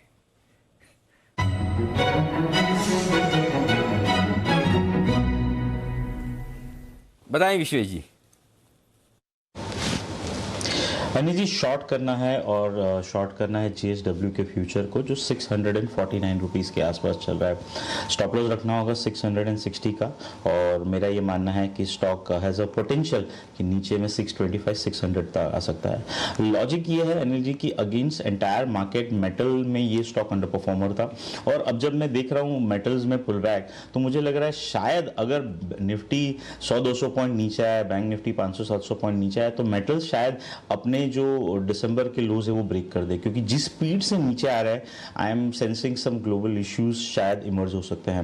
रिस्क रिवॉर्ड काफी फेवरेबल है, बहुत ही कश्मकश के बाद 200 DMA से फाइनली फेल हो रहा है, तो मुझे लगता है कि यहाँ पे रिस्क रिवॉर्ड और पैटर्न स्ट्रक्चर डेटा सब पॉइंट आउट कर रहा है कि मेटल्स विल हैव अ शायद शार्पली लेग डाउन, तो JSW को 660 के स्टॉप लॉस से शॉर्ट करने की राय है। ओके, तो JSW स्टील 660 का लगाएं स्टॉप लॉस, 625 और 600 ये दो नीचे के टारगेट, बड़े बड़े टारगेट दे रहे हैं JSW स्टील के लिए बिकॉली करने के लिए। अच्छा, आज मेटल शेयरों ने मूड बिगाड़ा है। देखिए वेदांता नीचे है 3%, देखिए टाटा स्टील नीचे है 3%, JSW स्टील में भी कट बड़ा आता दिख रहा है, तो यहाँ पर भी कमजोरी होती हुई दिखेगी आपको बाजार के मूड माहौल के साथ। इस वक्त तो JSW स्टील है वो स्टॉक जहाँ पर आपको दिखेगी कमजोरी, बेच कर चले। और क्यों कमजोरी हो रही है JSW स्टील, तो चलो मान लिया कि विश्वेश जी कह रहे हैं, बाकी सब भी तो गिरे हैं ना। बाकी सबके गिरने की वजह बता रहे हैं आशीष चतुर्वेदी। आशीष जी हमारे हैं जो मेटल देखते हैं। आशीष, आपका सेक्टर तो गया आज गया सर, और इसके पीछे कारण है जेफरीज ने जो रिपोर्ट और व्यू निकाला है, उसके बाद से हम देख रहे हैं पूरा स्टील पैक जो है यहाँ पर लगातार गिरावट देखने को मिल रही है। इनकी रिपोर्ट हमने आपको सुबह बताई, अभी डिटेल में पढ़ लिया, और दरअसल रिपोर्ट में कहा गया कि हाल ही की तेजी के बाद जो रिस्क एंड रिवॉर्ड है पूरे मेटल स्पेस में ये थोड़ा सा फेवरेबल देखने को नहीं मिल रहा है। डिमांड को लेकर कंसर्न है। देखिए क्या हुआ था कि पैंडेमिक के बाद एक बड़ा बूम आया था, सभी बड़े बड़े देशों ने अपनी जो अर्थव्यवस्था इसे सपोर्ट करने के लिए बड़े इंफ्रा प्लान्स अनाउंस किए थे, तो इसके बाद मेटल की मांग में जो है बड़ा इजाफा देखने को मिला था। लेकिन अब जो मांग है थोड़ी सी सबड्यूट देखने को मिल रही है, थोड़ा सा करेक्शन देखने को मिल रहा है, और जो कीमतें हैं स्टील की कीमतें वो भी घटी हैं। चाइना में एक और संकट है कि प्रॉपर्टी सेक्टर में लगातार दिक्कत हो रही है, कुछ प्लेयर्स वहां पर डिफॉल्ट कर रहे हैं, तो जो कंस्ट्रक्शन कार्य है, क्योंकि स्टील बहुत बड़ा योगदान रखता है चाइना के कंस्ट्रक्शन, खासतौर पर रियल एस्टेट में, तो जो एक कंजम्पशन का पैटर्न है इसके ऊपर भी थोड़ा सा इम्पैक्ट देखने को मिल रहा है। लेकिन ये मान रहे कि स्टील के मुकाबले अगर आप देखें तो आपको बेहतर विकल्प नजर आएगा एल्यूमिनियम और कॉपर के स्टॉक्स, क्योंकि यहाँ पर जो ग्रोथ स्टोरी है काफी स्ट्रक्चरल नजर आ रही है। वो मान रहे कि जिस प्रकार से पूरे विश्व भर का रिन्यूएबल्स और ईवीज पर फोकस है, तो डिमांड को जो लेकर कंसर्न है वो बिल्कुल यहाँ पर नहीं है, और इनफैक्ट मान रहे कि एल्यूमिनियम और जो कॉपर स्टॉक्स हैं यहाँ पर आपको फोकस करना चाहिए। इसके साथ अगर आप देखें तो ये कह रहे हैं कि मेटल स्पेस में हिंडाल्को एक ऐसा स्टॉक है जो इनको सबसे ज्यादा पसंद है, लेकिन क्योंकि अब ऑलरेडी ज्यादा करेक्शन प्राइसेस में स्टील की कीमतों में देखने को मिल रहा है, डिमांड अगर थोड़ी सी सबड्यूड होती है तो इसके चलते इन्होंने ईपीएस के अनुमान में, टाटा स्टील के ईपीएस के अनुमान में 18% FY23 के लिए और JSPL के अनुमान में 26% की कटौती की है, और सभी जो स्टील कंपनीज हैं यहाँ पर टारगेट प्राइस और रेटिंग को भी रिड्यूस किया है। टाटा स्टील पर भी देखें तो रेटिंग को डाउनग्रेड किया और लक्ष्य में भारी कटौती की, 1600 रुपए से घटाकर सीधा 1240 कर दिया। JSW स्टील पर भी अगर आप देखें तो यहाँ पर भी रेटिंग को डाउनग्रेड किया गया और लक्ष्य 800 से घटाकर 600 कर दिया। लेकिन हिंडाल्को, जैसे कि मैंने बताया कि पूरे मेटल स्पेस में ये स्टॉक इन्हें सबसे ज्यादा पसंद है, यहाँ पर इन्होंने खरीदारी किराए को बढ़कर 610 से बढ़ाकर 660 कर दिया।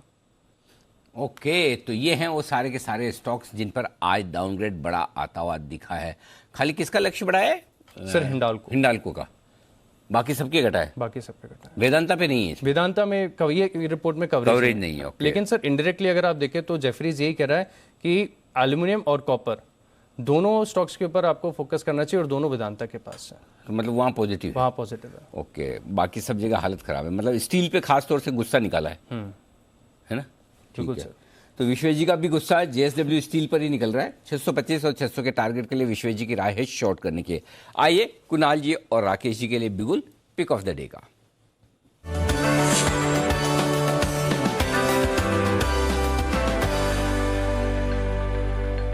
बताएं सर। अनिल जी, हमारा पिक ऑफ द डे है ट्रेंड पर खरीदारी की राय है। टेक्निकली देखें तो गिरते बाजार के अंदर, वीक माहौल के अंदर मार्केट जहां नर्वस हो रहा है, इसके अंदर एक neat clean clear breakout rounding bottom pattern formation से देखने को मिल रहा है। एक पॉजिटिव क्रॉसओवर है। Over to Kunal ji. देखिए अनिल जी, बिल्कुल नो ब्रेनर बाय है ट्रेंड। अगर आप चार्ट देखें, राउंडिंग बॉटम है, जैसे राकेश जी ने कहा, ब्रेकआउट आता हुआ दिखा 1100 के ऊपर, और ये स्टॉक 1200 से पहले नहीं रुकेगा, तो ट्रेंड पर खरीदारी की राय है। स्टॉप लॉस यहां पर रख लें 1100 पर, 1100 के स्टॉप लॉस से बाय करें। पहला टारगेट होगा 1150 रुपए का, इवेंचुअल टारगेट 1175 रुपए का। ट्रेंड में हमारी खरीदारी की राय। ओके, तो ट्रेंड है वो स्टॉक्स जहां पर खरीदारी करने की राय कुणाल जी और राकेश जी की तरफ से आती हुई दिख रही। 1100 का स्टॉप लॉस, सिर्फ 10 रुपए नीचे 1150 और 1175 के टारगेट के लिए। इसका मतलब क्या समझा जाए कुणाल जी, कल आप और बंसल जी दोनों में से कौन नोटा का इस्तेमाल करेगा?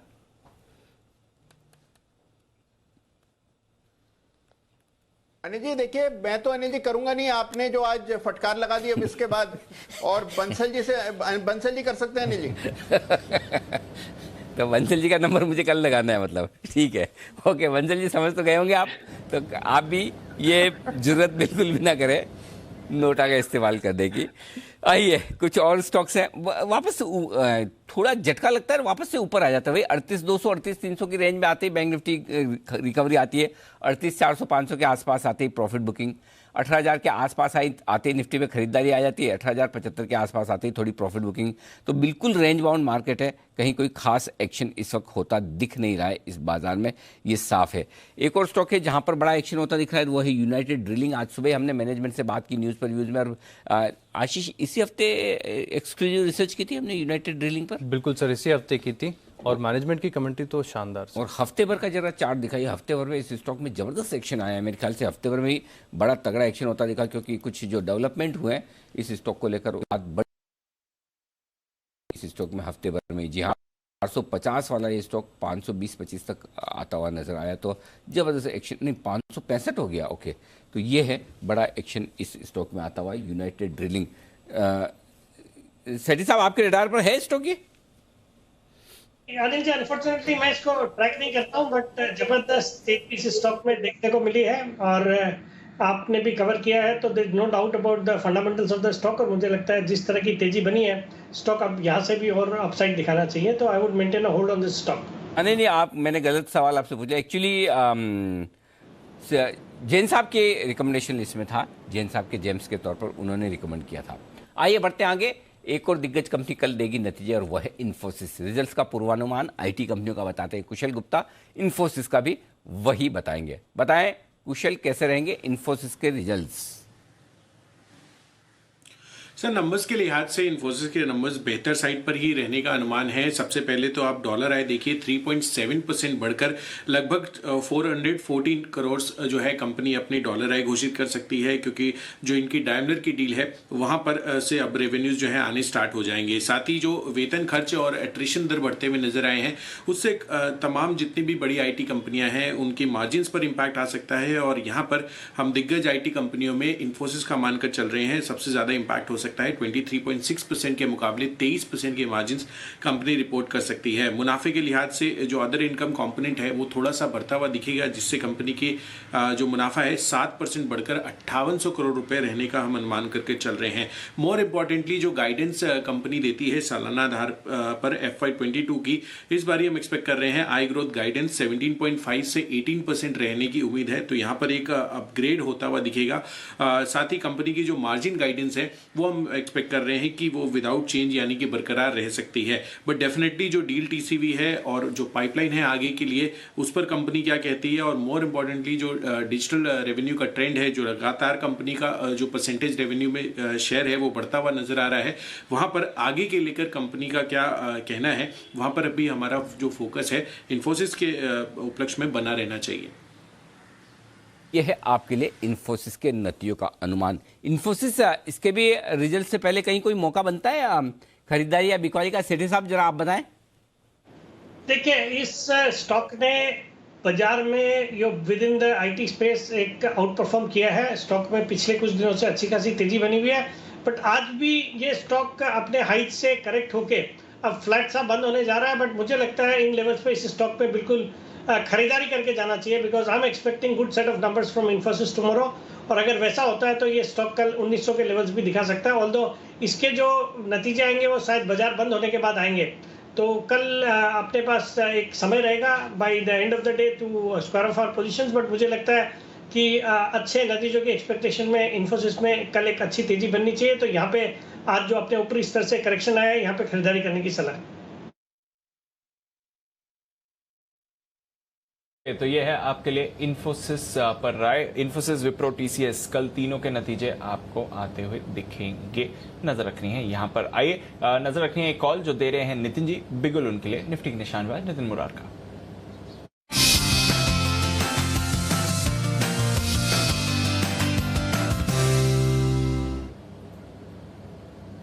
बताएं सर।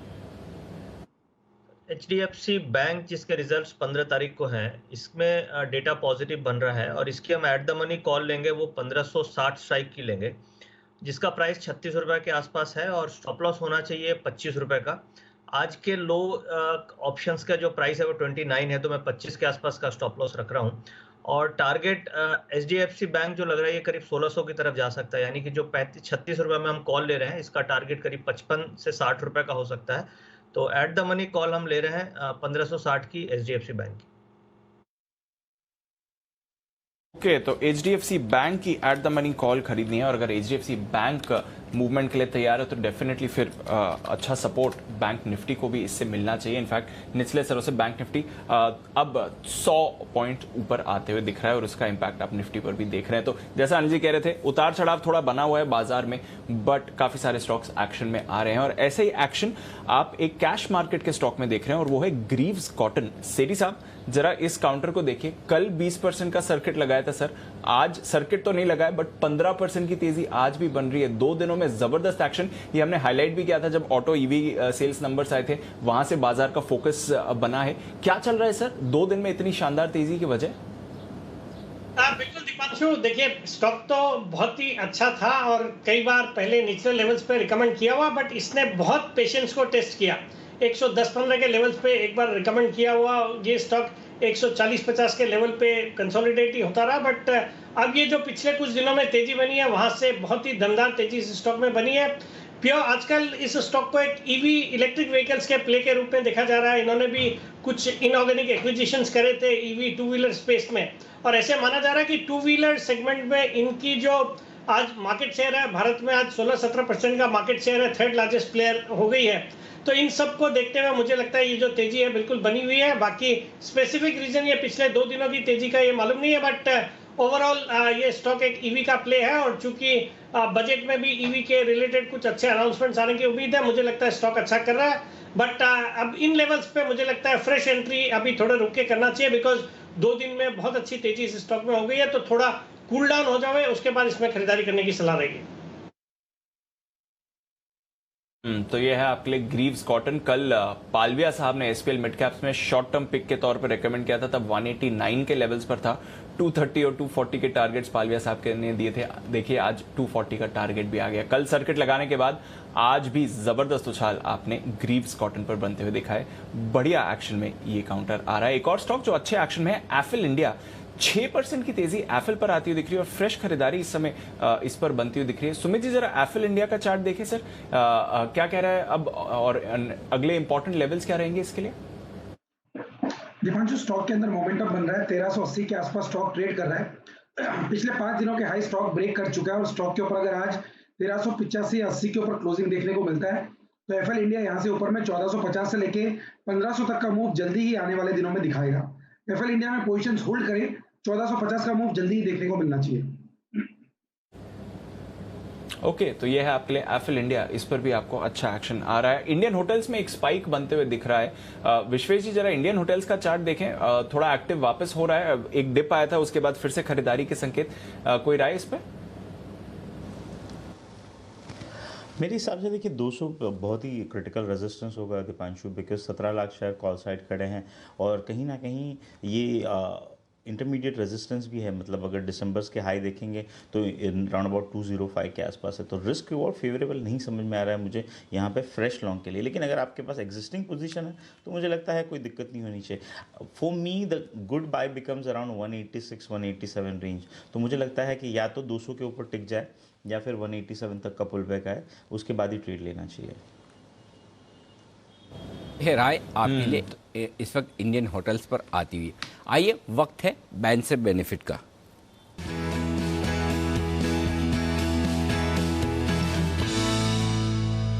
आशीष चतुर्वेदी हैं तैयार हमारे साथ बताने के लिए। 3 स्टॉक हैं बैन में इस वक्त, कोई बाहर आएगा ना, कोई भी स्टॉक नहीं। Delta, RBL, India bulls housing, हाँ, तीनों बैन में। तीनों बैन में, और तीनों में से एक बार अपडेट दे देता हूँ। हाँ। इंडिया बुल्स हाउसिंग फाइनेंस 99% है, डेल्टा कॉप 95 और आरबीएल बैंक करीब 93% है। तो तीनों अंदर रहेंगे। तीनों अंदर रहेंगे, बाहर कोई नहीं आएगा। लेकिन एंट्री होने जा रही है आज के सबसे चर्चित स्टॉक की सर, वोडाफोन आइडिया। स्वाभाविक था, यहाँ पर इतना बड़ा मूव आया है। 107% हो गए हैं, तो ना कि सिर्फ बैन में आएगा। 104% हो गई, 107 होगी सर, 104 अभी जस्ट मैं आपको लाइव अपडेट बता रहा हूँ, 107 है। तो बैन में आना निश्चित है। आईबुल और आइडिया, इनके साथ तो ये चीज़ बहुत ही क्लियर है, जिस दिन एक्शन में आए स्टॉक किसी भी तरफ, तेजी या मंदी की तरफ, बैन लिस्ट में आने के लिए तैयार। तो आइडिया बैन में आने की तैयारी है कल आपके लिए। स्टॉक पर बड़ा गहरा कट, तेज मार पड़ती हुई आपको नजर आएगी।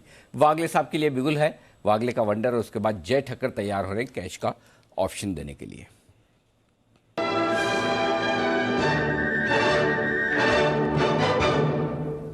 बताएं वागले साहब।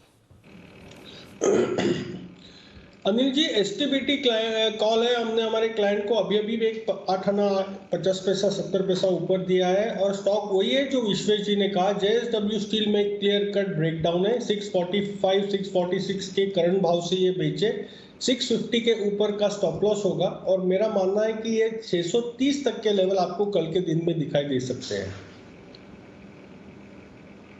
ओके, तो 630 तक के लेवल्स के लिए बिकवाली करनी है, ये वागले साहब की तरफ से राय आ रही है। तो थोड़ा उतार चढ़ाव वाला बाजार है और दोनों तरफ के मौके इस समय आपको स्टॉक्स में मिल रहे हैं, उसका फायदा आपको उठाना है। आइए स्वागत करते हैं जय ठक्कर का कैश का ऑप्शन।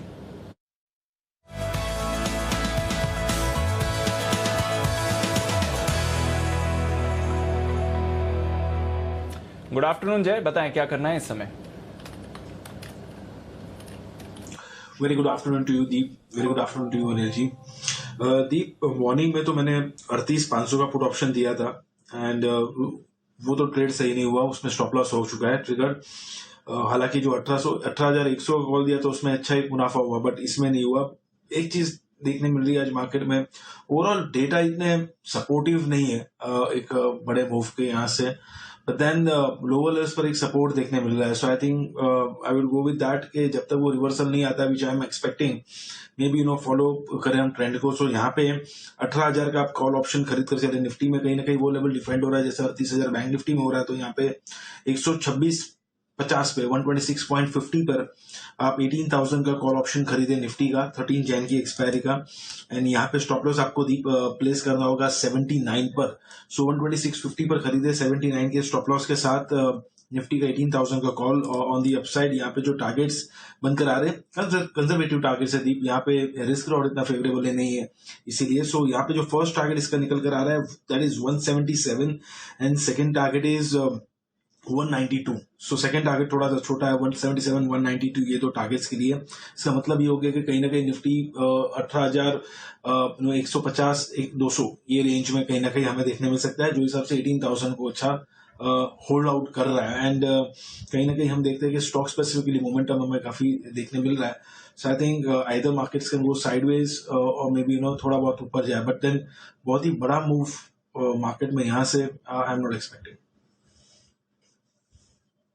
ओके, तो एक बड़ा मूव नहीं एक्सपेक्ट कर रहे हैं, बट फिर भी पॉजिटिविटी रहनी चाहिए बाजार में। और देखिए जैसा अनिल जी भी थोड़ी देर पहले हाईलाइट कर रहे थे, हर बार हल्का सा डिप आता है, बाजार फिर से ऊपर आ जाते हैं, और एग्जैक्टली वैसे ही होते हुए दिख रहा है। इनफैक्ट आखिरी 15 मिनट हैं और पूरे आसार हैं कि 18,000 के ऊपर ही बाजार क्लोजिंग की कोशिश करने वाला है। तो थोड़ा स्ट्रेंथ है बाजार में, बट उतार चढ़ाव भी इसके बीच में आपको दिख रहा है।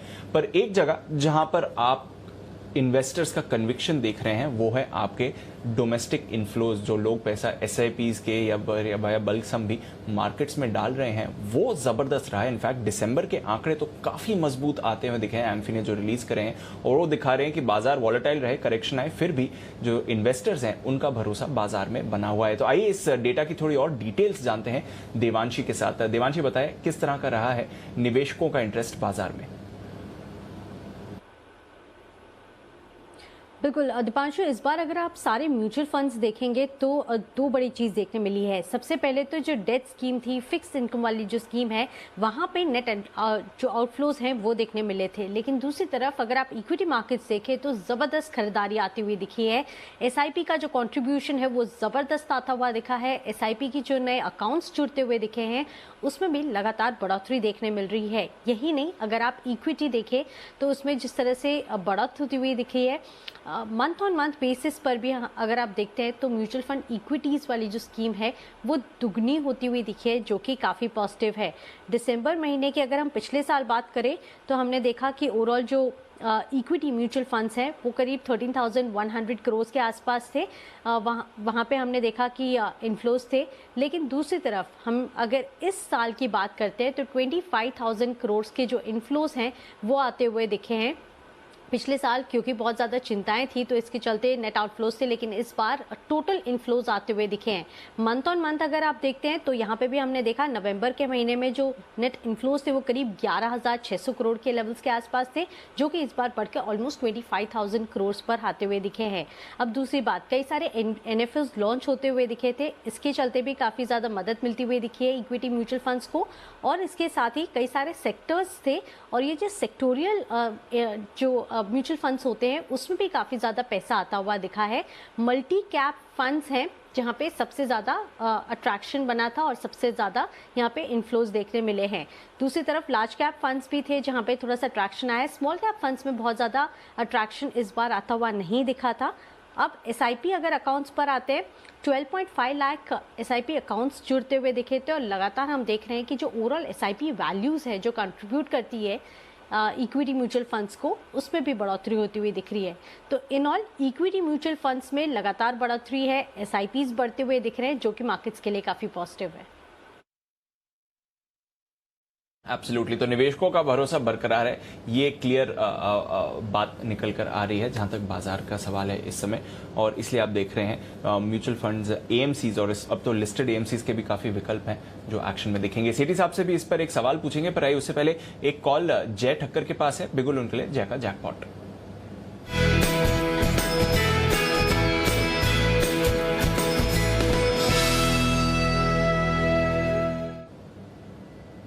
बताएं जय।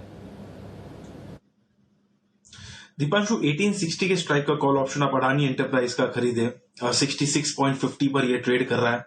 यहाँ पे आपको स्टॉप लॉस लगाना होगा 49 का, 52 का स्टॉप लॉस लगाना होगा। फर्स्ट टारगेट दीपांशु जो बन रहा है इसका, that is 83, and second target जो निकल कर आ रहा है वो है 96। 83 एंड 96 ये दो टारगेट्स के लिए खरीदना है अडानी एंटरप्राइज का 1860 का call option. Risk point of view काफी बढ़िया बन रहा है। इनफैक्ट आप देखिए बहुत ही fresh breakout lifetime high Adani enterprise में देखने मिल रहा है, एंड अच्छा खासा हमें लॉन्ग बिल्डअप यहाँ पे देखने मिल रहा है। वॉल्यूम्स काफी बढ़िया निकल कर आ रहे हैं, इंडिकेटर्स में क्लियरली बाय क्रॉसओवर देखने मिल रहा है।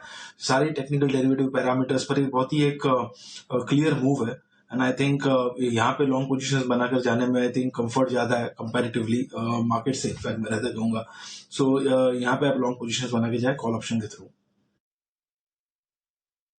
ओके, तो अदानी एंटरप्राइजेस पर है खरीदारी किराया, और ऑप्शंस के जरिए आप यहां पर ट्रेड कर सकते हैं। यहां पर आपको अच्छी मूव बाजार में आती हुई दिख सकती है। शो का पहला बिल्कुल भी वागले साहब की तरफ से ही था अदानी एंटरप्राइजेस पर, जहां पर आपने अच्छा एक्शन देखा है। देखते हैं सुमित जी ने क्या किया है स्पॉट बिल्कुल उनके लिए, सुमित के सुपरहिट।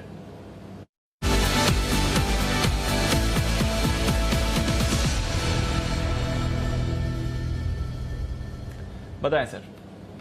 दीपांशु बाय का स्टॉक है, 161 का अभी भाव है। ओएनजीसी के अंदर मोमेंटम है, इसको मैंने एक हफ्ते पहले भी बाय का व्यू दिया था 142 145 के आसपास। अभी ये स्टॉक और मोमेंटम दिखाने को तैयार है, कल का हाई के ऊपर तो ये सस्टेन कर ही रहा है। मुझे ऐसा लग रहा है कि ये स्टॉक यहाँ से ऊपर में 165 रुपए से लेके 168 रुपए तक का मूव जल्दी शॉर्ट टर्म में दिखाएगा। बीटीएसटी के तौर पे भी इसको यहाँ पे लिया जा सकता है और 1 से 2 दिनों के अंदर भी स्टॉक यहाँ से एक बढ़िया मूव ऊपर की तरफ दिखाना चाहिए। ऑप्शन के अंदर ट्रेड लिया जा सकता है, 162.50 का कॉल, ₹2.20 अभी ट्रेड कर रहा है, इसमें खरीदारी करें। नीचे के अंदर ₹1.20 का स्टॉप लॉस लगाएं, ऊपर में ₹3.5 से लेके ₹4 तक के टारगेट 162.50 के कॉल के अंदर देखने को मिल सकते हैं और स्पॉट लेवल के हिसाब से 165 से 168 तक के टारगेट ऊपर में देखने को मिल सकते हैं। नीचे में 157 158 का सपोर्ट है, तो 157 के स्टॉप लॉस से ओएनजीसी में खरीदारी करके चलने का सलाह रहेगा। ऊपर में टारगेट 165 से 168 के जल्दी देखने को मिल सकता है। बिल्कुल, तो ओएनजीसी पर है सुमित जी का कन्विक्शन। आज सुबह भी स्टॉक पर चर्चा हो रही थी और राय भी आई थी, ब्रोकरेज का भी भरोसा था। 240 का टारगेट निकल कर आया था ओएनजीसी पर। ये साल कहा गया था अपस्ट्रीम कंपनीज का नाम हो सकता है, तो ओएनजीसी ऑप्शंस के जरिए भी आप ट्रेड कर सकते हैं। आइए आखिरी 10 मिनट फिर फाइनल स्ट्रैटेजी क्या होनी चाहिए बाजार पर, ये जान लेते हैं अनिल जी के साथ।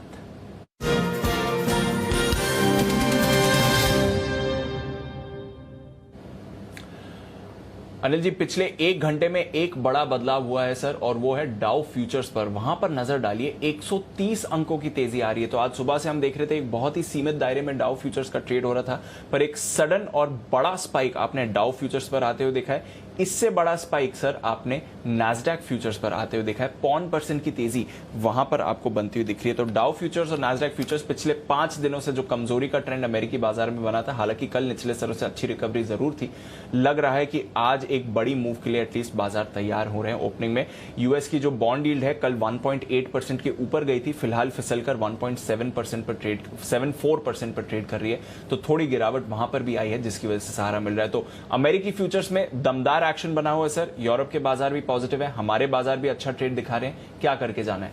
तेजी 2 बजे 2:30 बजे दीप यही बात कर रहे थे कि क्या पता डाउ फ्यूचर ही 100-150 ऊपर हो जाए, पॉसिबल है और होते हुए दिख रहे हैं। लेकिन एक चीज बताऊं, तेजी इसलिए नहीं करनी कि डाउ फ्यूचर 125-150 पॉइंट ऊपर हो गए, इन पे भरोसा मत करो, इनका तो कोई हिसाब किताब नहीं। तेजी हमें इसलिए करनी कि हमारी क्लोजिंग बहुत अच्छी होती दिख रही है। फिर से हम 18,000 के ऊपर बंद होते हुए दिख रहे हैं। बैंक निफ्टी भी 38,500 के अहम लेवल के बेहद करीब बंद होता हुआ दिख रहा है।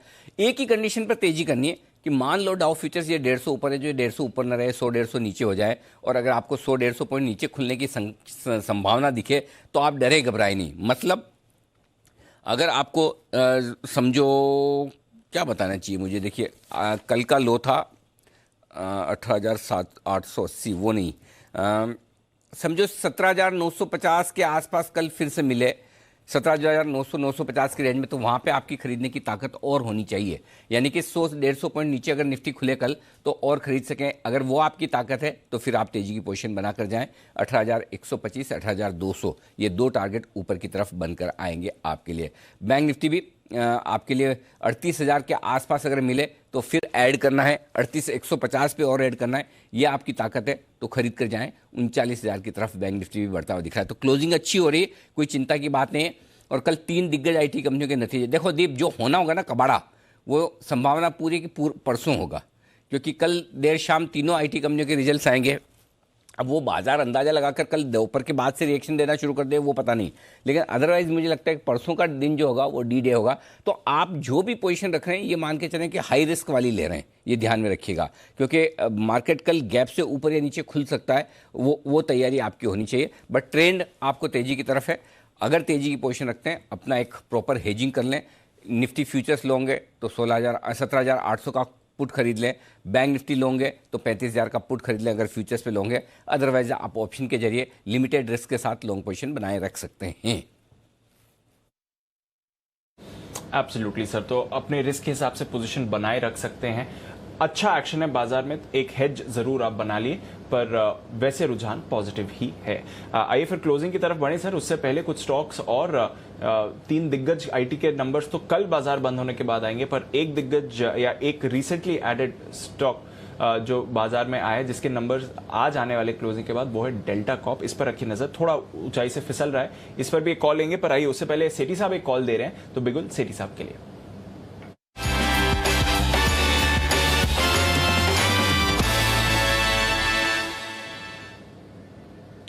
बताएं सर। बिल्कुल दीपांशु, एक फ्यूचर्स का स्टॉक पे खरीदारी करने की सलाह देनी है। इस स्टॉक को मैंने लास्ट वीक भी रिकमेंड किया और वहां से अच्छे अपसाइड आए हैं, ऑलमोस्ट टारगेट अचीव हो गया। आज इस स्टॉक को वापस खरीदना है। 1744 के लेवल पे टेक महिंद्रा फ्यूचर्स, जनवरी फ्यूचर्स ट्रेड कर रहे हैं, यहाँ पे इसको खरीदारी करने की सलाह। मुझे लगता है कल जो तीनों आईटी दिग्गज के नंबर्स आएंगे, हालांकि इसके नंबर्स तो बाद में, अभी तक शायद डेट्स आई नहीं है, but mostly second third week पे आते हैं, तो मुझे लगता है इसके नंबर्स भी इस क्वार्टर के अच्छे रहेंगे और I am bullish on this stock. और मुझे लगता है इन लेवल्स पे इस स्टॉक को खरीदे। मेरा इसमें शॉर्ट टर्म का टारगेट है 1790 का, स्टॉप लॉस रखना है 1720 रुपए। ओके, 1790 का टारगेट, 1720 का स्टॉप लॉस। टेक महिंद्रा पर है खरीदारी की राय। सेठी साहब, जरा एक डेल्टा कॉप पर भी राय दे दें, क्या एक्सपेक्ट करना है? जब हमने पिछली बार मैनेजमेंट से बात करी थी तो उन्होंने कहा था कि जो पिछला क्वार्टर है अब तक का बेस्ट होने वाला है। एक महीने में ही उनके जो रेवेन्यू थे वो कई क्वार्टर से ज्यादा के थे। क्या एक्सपेक्ट करें सर डेल्टा कॉप से? देखिए दीपांशु, नतीजे तो तोड़फोड़ एक्सपेक्ट कर रहा हूं, बिकॉज जो पिछला क्वार्टर था जब इतने ज्यादा ओमिक्रॉन का ज्यादा डर नहीं था, ये जो अक्टूबर टू दिसंबर क्वार्टर, और गोवा में तो इस तरह की होड़ लगी हुई थी, एक तो ट्रेवल टूरिज्म के हिसाब से, बाकी शादियों के हिसाब से। तो मुझे लगता है इस कंपनी ने बिजनेस तो बहुत ही अच्छा किया होगा इस क्वार्टर में, और वो बिल्कुल इस तिमाही के नतीजों में देखने को मिलेगा। हालांकि बाजार थोड़ा सा, ये जो लॉकडाउन हो रहे हैं उसके वजह से थोड़ा इन तरह के स्टॉक्स पे थोड़ा चिंतित था, और उसके कारण से हमने ऊपरी स्तर से इसमें थोड़ी गिरावट भी देखी। बट ये जब 250-55 के लेवल पे लास्ट वीक था, तब मेरा ये मानना था कि बहुत सही समय है इस स्टॉक को खरीदने का। और वहां से देखिए ये 282-83, मतलब 25 रुपए, ऑलमोस्ट 10% के आसपास का अपसाइड ऑलरेडी हो चुका है। बट मुझे लगता है नतीजे जो आज आएंगे बहुत ही अच्छे होने चाहिए, और उन नतीजों के दम पर ये स्टॉक कल और अच्छा परफॉर्म करना चाहिए। ओके, तो नतीजे तो दमदार आने ही वाले हैं, ये तो मैनेजमेंट से बात करके हमें इंडिकेशन भी मिला था। सेठी साहब का भी भरोसा है, तो डेल्टा कॉप पर रखते हैं नजर। बाजार जबरदस्त एक्शन एक बार फिर से, कोई ऐसी बड़ी ब्रेकअवे रैली आज नहीं आई। जो ओपनिंग के लेवल्स के हाई बनाए थे उसके आसपास ही बाजार क्लोज होते हुए दिख रहे हैं। बट अच्छी बात है कि एक बार फिर से इंपॉर्टेंट लेवल्स के ऊपर, तो बैक टू बैक 18,000 के ऊपर की आपको बाजार पर क्लोजिंग आती हुई दिख रही है। बैंक निफ्टी भी करीब 100 पॉइंट ऊपर बंद हो रहा है। HCL टेक्नोलॉजीज, हालांकि इसके नंबर्स कल नहीं आ रहे हैं, पर ये आज का टॉप गेनर था। 4.5% की तेजी इस पर आपको दिखी। अदानी पोर्ट 3.5% ऊपर बंद होते हुए। ONGC, HDFC limited, tech Mahindra, यहां पर एक्शन। डिवीज, TCS, यहां पर भी खरीदारी। टाटा कंज्यूमर भी थोड़ा पॉजिटिव, और सन फार्मा थोड़ा आज बाजार का रुझान डिफेंसिव रहा है। अगर आप टॉप गेनर्स देखें तो फार्मा, IT का बड़ा योगदान था। FMCG भी थोड़ा एक्शन में आते हुए दिखा। नेस्ले में भी हल्की खरीदारी थी आज के ट्रेडिंग सेशन में। ऑटोज का भी अच्छा मूवमेंट चल रहा है। मारुति सुजुकी आज भी खरीदारी दिखाता हुआ। L&T में था एक्शन, और रिलायंस इंडस्ट्रीज भी पॉजिटिव। मेटल्स के लिए आज था खराब दिन। जेफरीज के डाउनग्रेड भी आए। JSW steel, Tata steel top losers. Hindalco में कमजोरी, हालांकि यहां पर उनका भरोसा ज्यादा था। BPCL, Bajaj finance, Eicher, Reddy's, Britannia, HDFC life और ITC से भी कुछ बड़ा योगदान नहीं मिला। कमजोरी के साथ ही ये काउंटर्स बंद होते हुए दिखे। वायदा कारोबार की तरफ आए तो आज का top gainer Adani enterprises, AU small finance bank, Coforge, Motherson Sumi, Trent, साथ ही PVR, टाटा केमिकल्स, जहां पर सुबह हमारे एक्सपर्ट्स की तरफ से राय आई थी। गुजरात गैस, ग्रैन्यूल्स, नवीन फ्लोरिन, AB कैपिटल, जहां पर अनिल जी की भी राय थी। Cummins, Nippon life, Indus towers और ऑरेकल फाइनेंशियल। वोडाफोन आइडिया आज का डिजास्टर, 22% नीचे ये काउंटर गिरते हुए दिख रहा है। 12 के नीचे की क्लोजिंग हो रही है। 10 रुपए पर शेयर पर इक्विटी कन्वर्जन होगा, जो इनका AGR और स्पेक्ट्रम का बकाया है। सेल, JSPL, नाल्को, यहां पर भी कमजोरी। औरो, Vedanta, India bulls housing ban में है। India cements, JK cement, NMDC, SBI cards, Ramco, India mart, Cadila और यूनाइटेड स्पिरिट्स कुछ और स्टॉक्स जो आपको आज गिरावट के साथ बंद होते हुए दिखे। Greaves cotton, one way move पिछले कुछ दिनों से इसमें आती हुई दिख रही है। कल सर्किट लगाने के बाद आज भी करीब 15-16% की तेजी ग्रीव्स कॉटन ने आपको दिखाई। तो जबरदस्त परफॉर्मेंस इस काउंटर की 2 दिनों से आपको बनती हुई दिखी है। प्रिज्म जॉनसन 11% ऊपर। BASF, वरॉक इंजीनियरिंग, इसके बारे में हमने पिछले हफ्ते आपको बताया था। Just dial, Eiffel India, happiest minds, Phoenix mills, NLC India, Trident, साथ ही इंडो काउंट और ब्लू डार्ट कुछ और काउंटर्स जहां पर आपने बड़ी खरीदारी होते हुए देखी। तो Anil ji, overall index level level पर कोई परेशानी नहीं है सर। 18,050 के ऊपर आपको प्रोविजनल क्लोजिंग मिली है, 38,400 के ऊपर बैंक निफ्टी की क्लोजिंग आती हुई दिख रही है, और एक बार फिर से भरपूर स्टॉक स्पेसिफिक एक्शन आज के ट्रेडिंग सेशन में सर। इससे बढ़िया ट्रेडिंग सेशन की आप उम्मीद कर नहीं सकते, जब खासतौर से ग्लोबल मार्केट्स बड़े वोलेटाइल हो। अमेरिका में कल भारी उतार चढ़ाव के साथ ट्रेडिंग सेशन हुआ, उसके बावजूद भारतीय बाजार मजबूती के साथ खुले टिके और बंद होते हुए नजर आए, जिनके उच्चतम स्तरों के आसपास बंद होते दिखे हैं निफ्टी पर, और एकदम हाईएस्ट लेवल पर जाकर बंद हुए हैं बैंक निफ्टी पर 38,440 पर। शानदार खरीदारी, 60,600 के पार निकलता हुआ सेंसेक्स। आइए फाइनल क्लोजिंग 52 अंकों की तेजी के साथ निफ्टी पर 18,055, बैंक निफ्टी पर 94 पॉइंट की तेजी के साथ 38,442, सेंसेक्स 221 अंक यहाँ पर मजबूत 60,616 पर। यह है आज की क्लोजिंग। मंगलवार की शाम हुई समाप्त, बुधवार की सुबह आपसे होगी फिर मुलाकात। विदा लेंगे दिल्ली के मेहमानों से। दिल्ली से तो आज कुणाल जी हैं, राकेश जी हैं और नितिन जी। मैं उस वजह दो से जाना है, नितिन जी भी हैं। तो दिल्ली के तीनों मेहमानों का बहुत बहुत धन्यवाद, और मुंबई की भी आज स्ट्रेंथ भरपूर है वागले साहब के नेतृत्व में। वागले साहब, सेठी साहब, जय ठक्कर, विश्वेश जी, सुमित जी, 5 लोग एक साथ मुंबई के बहुत दिनों बाद नजर आए। मुंबई की गैंग का भी बहुत बहुत धन्यवाद, शुक्रिया आप सबका क्लोजिंग शो में हमारा साथ देने के लिए। कल सुबह आप सबसे फिर होगी मुलाकात। मुझे और दीप को दीजिए इजाजत, नमस्कार।